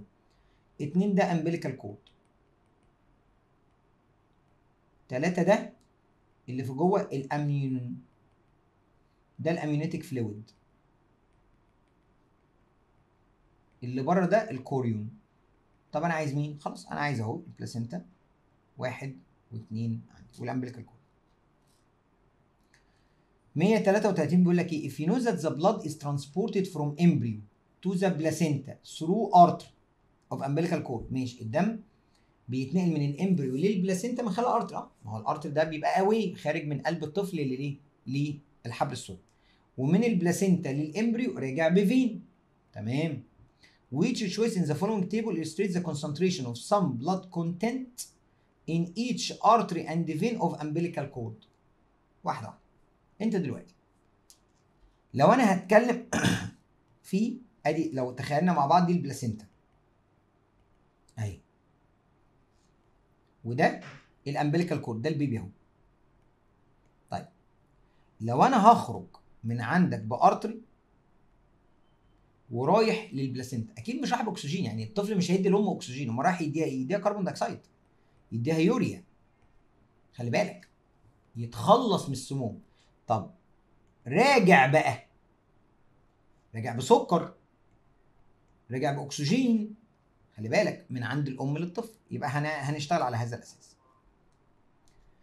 تعال نشوف، هي اللعبه كلها كل دول يمشوا، خلي بالك يعني كل دول يمشوا، يعني نمشي كده ارتري، يعني ده كده رايح لماما، رايح للبلاسينتا، طب فتعال نشوف الجلوكوز عندي قليل عند حضرتك في الارتر، طب ما دي اجابه صح. وعالي في الفين، طب ما دي صح، يبقى دي الاجابه تمشي. ليه؟ لان هو اوريدي وهو رايح للام رايح من غير سكر راجع بسكر. طيب كربون دايوكسيد قليل في الارتر غلط، المفروض يبقى عالي انه راح يتخلص منه، ودي نفس الكلام غلط. اكسجين عالي في الارتر غلط، المفروض يبقى قليل لان هو رايح ياخد منها اكسجين، يبقى دي مقلوب. يوريا بالعكس عالي لانه راح يتخلص، ما هيعمل بيه فين وراجع نضيف. يبقى كل دي جمل غلط ما عدا السكر عندي ايه. 134 بيقول لك ايه which choice in the following table express the amount of cytoplasm والamount of DNA في الموريلا مقارنه بالزيجوت. طب هو كده كده الموريلا والزيجوت هم في الاول والاخر 2n، لان الزيجوت هو اللي عمل الموريلا بالميتوزس، فاللي عندي عندهم زيهم. حلو، فانا عايز ايكوال تمشي، دول غلط. طيب ولكن الزيجوت كان خليه واحده كبيره اتقسمت ل 16 خليه صغيره، يعني كانوا بياكل من نفس 16 واحد بياكل ايه نفس الرغيف، فاكيد الكميه ايه صغرت. يبقى انا عايز ايه سمول، يبقى دي الاجابه الصحيحه. لكن مش ايكوال يعني انت الزيجوت الواحد الخليه الواحده اديتك 16 خليه كلهم قد بعض حجمهم كبير، لا طبعا. مش كده اسمها حتى التوتيه. موريلا يعني التوتيه يعني ايه؟ يعني هي عامل زي التوته كده تلاقي صغننه عندي جدا، فخلي بالك ايه من الحته دي عن ساعتك. طيب 135 بيقول لك ايه the following event occur at the end of the pregnancy period، يعني انت بتتكلم في اخر شهر في الحمل. contraction of uterine, decreased level of progesterone, secretion oxytocin, separation placenta. which of the following represents the correct arrangement for this event. طيب هو بيتكلم في الولاده. اول حاجه نفك البلاسينتا، يبقى separation placenta، يبقى دي رقم كام؟ 1. طب بعدها يحصل نقص في البروجستيرون، ما البلاسينتا مش موجوده، فيزيد الاكستوسين، فبالتالي اليوترين يعمل كونتراكشن. يبقى الاجابه 4 2 3 1، هي دي الاجابه ايه الصح. طيب 136 in which of the following months do gynecologists اللي هم يعتبر دكاتره النساء prescribe a drug contain calcium for pregnant women. طب هو دايما الست الحامل بتاخد امتى الحديد والكالسيوم والحاجات دي؟ السبلمنتس دي بتاخدها بقى بعد 3 شهور. ليه بقى؟ لان من الشهر الرابع يبدا يحصل حاجه اسمها اوسيفيكيشن العظم، وهنا بقى يجي الباراسيرمون يجي دوره بيفك الكالسيوم من العظم عند حضرتك بتاع الام عشان يعلي الكالسيوم في الدم بتاع الام عشان الطفل بياخده بيسحبه، فبيعملها هشاشه. فانا بالتالي لازم من الشهر الرابع عشان احاول اعوض افضل ما اخلي الكالسيوم عالي في الدم، فما اجبرش الباراسيرمون ياخد من الكالسيوم بتاع عظم الام ويعملها هشاشه. 137 بيقول لك ايه which of the following can be observed on examining a pregnant woman in the 4th month of identical and fraternal twin. يعني انا بتكلم في الشهر الرابع، كده انا بتكلم في الشهر الرابع، يعني خلاص البلاسينتا اتكونت. تعال نشوف each ovary contain corpus luteum. لا corpus luteum حصل له degenerate. ovary contain corpus luteum برضه degenerate. the two testes لسه بدري، انت لسه يا دكتور testes اللي descend دي لسه بدري. امال ايه؟ have a beating heart. ايوه الساوند بتاع الهارد بيتسمع عند حضرتك، دي اجابه صحيحه. ده هو اصلا دايما ان في فتره الحمل احنا بنطمن على الطفل منين؟ من صوت القلب. the opposite picture illustrate twin case. what is the number of ova and sperm share in this case؟ واخد بالك دول سايميز توين، توأم ملتصق، يعني جاي من بيضه واحده وسبرم واحد عملوا زيجوت واحد عندي، يبقى 1 1. A woman is pregnant in 6 twins. السؤال ده حلو قوي، يعني عندها ايه؟ جابت 6 عيال. resulted from fertilizing 4 ova من 4 بويضات، فعاوز يعرف نوع التوين. طب انت هتمسك ايه 1 1؟ هل كلهم ايدنتيكال؟ انت عارف لو كلهم ايدنتيكال يعني ايه؟ يعني الاربع بويضات يدوك 8 افراد، على اساس ان كل واحده هتديك ايه؟ توأم. طب ما دي كده غلط لان ما ادينيش 6. طب كلهم فراترنال، طب ما هو 4 بويضات هتديك 4 فراترنال، ما كل بيضه فرد. خلي بالك الفراترنال كل بيضه فرد مختلف عن التاني. طب انا عايز 6، يبقى انا عايز ايه؟ عايز 2 مع بعض ايدنتيكال وفراترنال. طب اداني 4 منهم 2 ايدنتيكال، ركز في الحته دي، 4 2 ايدنتيكال و2 فراترنال. حلوه دي. يعني ايه؟ يعني الاربع بويضات احنا هنقسمهم 2 و2. 2 دول عند حركه هيطلعوا 4 ايدنتيكال. كل بيضه تتفلق نصين عندي. فوله واتقسمت نصين، كل بيضه من الاثنين تديك ايه؟ توأم، فتدينا 4. ودول كده كده كل واحد بواحد، يبقى 2 فراترنال. بص كده التجميعه دي 4 و2 يبقوا كام توأم؟ 6. صح. طب لا، ده 4 فراترنال و2 ايدنتيكال. لا مش هتظبط. ليه بقى؟ ما هو 4 فراترنال يعني ايه؟ يعني 4 بويضات. طب ما خلصت خلاص كده. هتجيب منين بقى الاثنين التانيين دول؟ مش هينفع. فهمت؟ ان هو عايز الاصل يكون 4. هي دي الفكره. 4 بيضات، 2 منهم ادوك ايدنتيكال و2 منهم ادوك فراترنال عندك. كل بيضه لوحدها. 140 بيقول لك ايه؟ The opposite figure illustrates the 3 diagram for formation of embryo inside the uterus of 3 women. واخد بالك ده عنده 2 بلاسينتا يبقى ده فراترنال. ده عنده بلاسينتا واحده يبقى ده ماترنال. برضه بلاسينتا واحده يبقى ماترنال. شكرا. يعني ده مونوزايجوتيك وده دايزايجوتيك. اهي. التوين ديفرنت سيميلر طبعا، لان هو في الاول والاخر دول زي بعض، يعني دول بيضه واحده واتقسمت نصين، لكن دول بيضتين مختلفين. هو عايز يخلي بالك بلاك جروبس. لو قال لك 6 كانت ممكن تتغير عادي. كان بلاك جروب اللي هي جيناتيك، يعني بلاك جروب A ولا B ولا O ولا AB.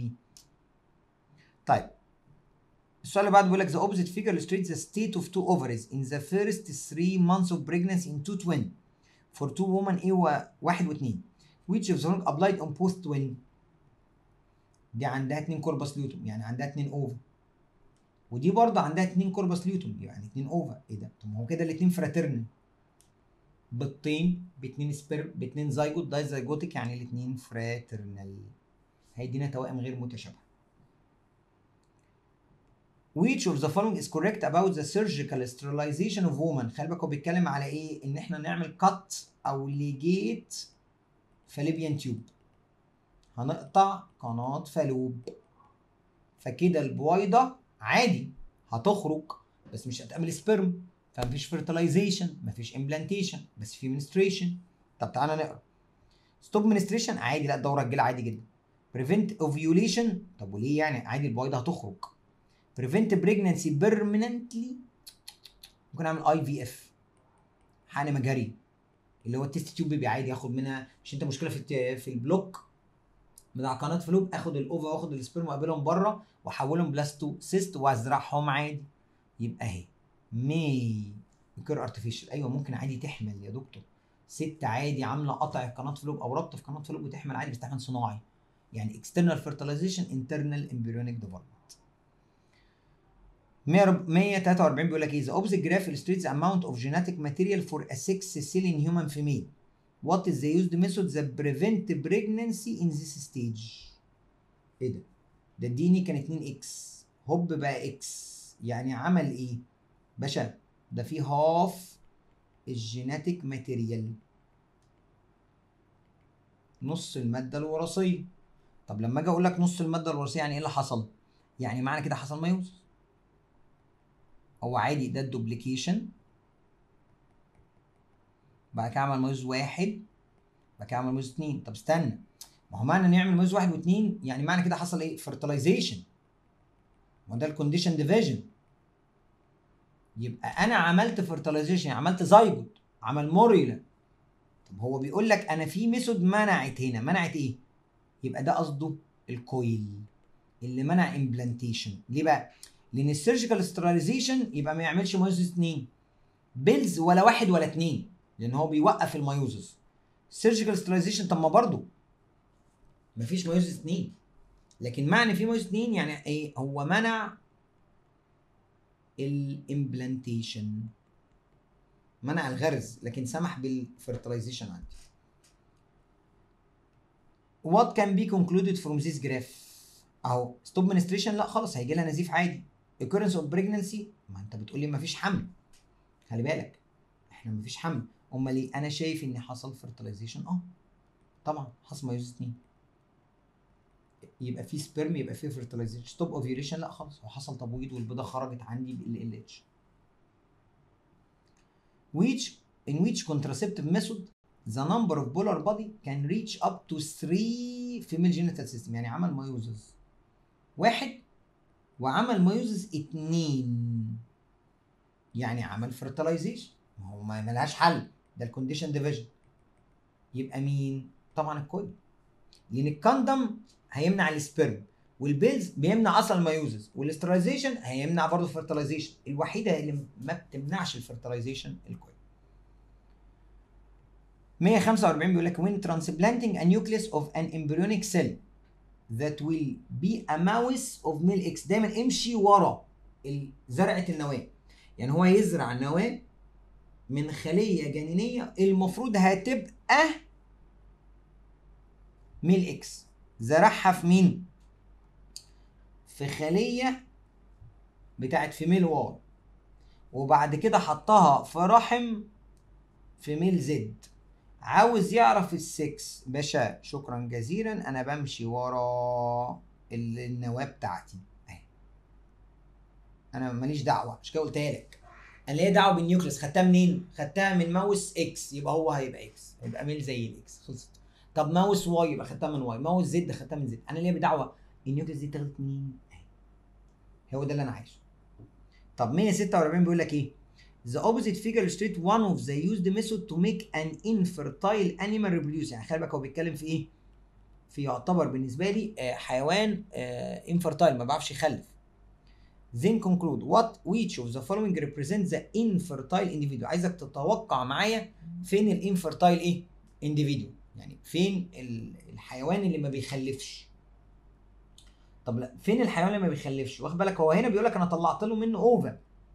طب ما اوفا يعني جميد، يبقى هو بيخلف، يبقى ده فيرتايل.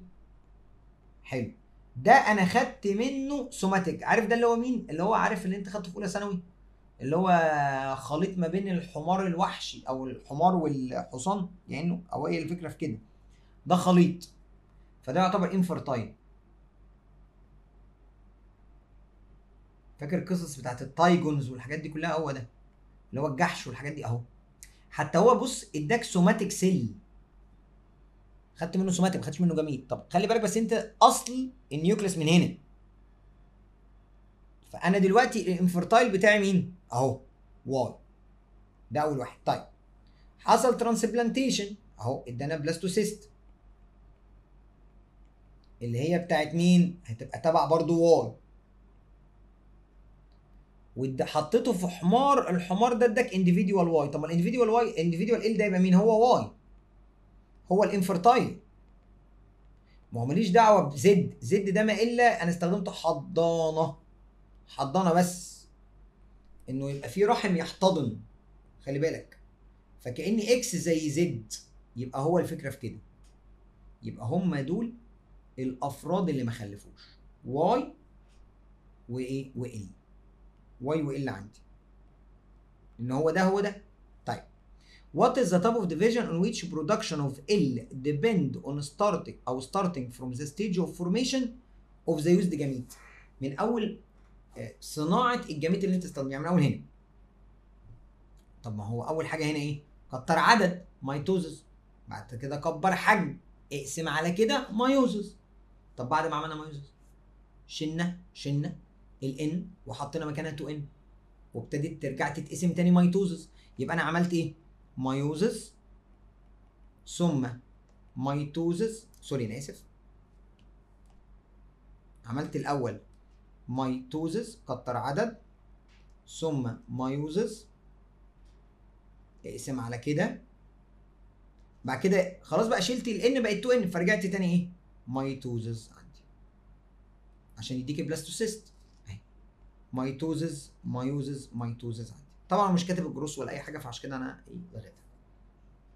اخر سؤال، magnetic activating cell sorting اللي هو ماك اس او ام اي سي اس فور سبرم. فكره ان انت بتفصل السبرمز يعني from the recent technique that used in precise separating the healthy sperm from of a healthy nucleic acid with abnormal sperm. يعني هدف التكنيك ده اهو انه بيفصل ما بين السبرمز السليمه والسبرمز الغير سليمه. طيب which of the following can be used for achieving this purpose. فاحنا بنستخدمه في ايه؟ ان يبقى معانا سبرم سليم وغير سليم. هل بكنترول امبريو 6؟ لا، يعني انا هنا ممكن يبقى عندي اكس او عندي واي، المهم يبقى سليم. يعني ممكن يبقى عندي 22 اكس او 22 ايه واي، فعادي. ده مش السنترفيوجيشن او الكتريك فيلد، ده ماجنتيك. ايدنتيكال توين برضه ملهاش علاقه. فراترنال مفيش اي علاقه ما بينها وبين التوينز. امال ايه؟ اي في اف طبعا التست تيوب بيبيز عند حضرتك، او الحقن المجهري، انك تاخد السبرم السليم وتعمله فيرتلايزيشن عشان تتاكد ان يطلع طفل سليم عندي. وبكده يا صديقي بنكون انهينا رحلتنا مع بعض في حل الريبرودكشن الجزء الثاني في عصير الكتب او في كتاب المعاصر. اتمنى تكون استفدت بالفيديو ده، الفيديو ده مهم جدا جدا جدا، واتدربنا على اسئله كتيره جدا عند حضرتك. يا رب اشوفك على خير وقريب جدا في فيديو جديد مع حضرتك. سلام.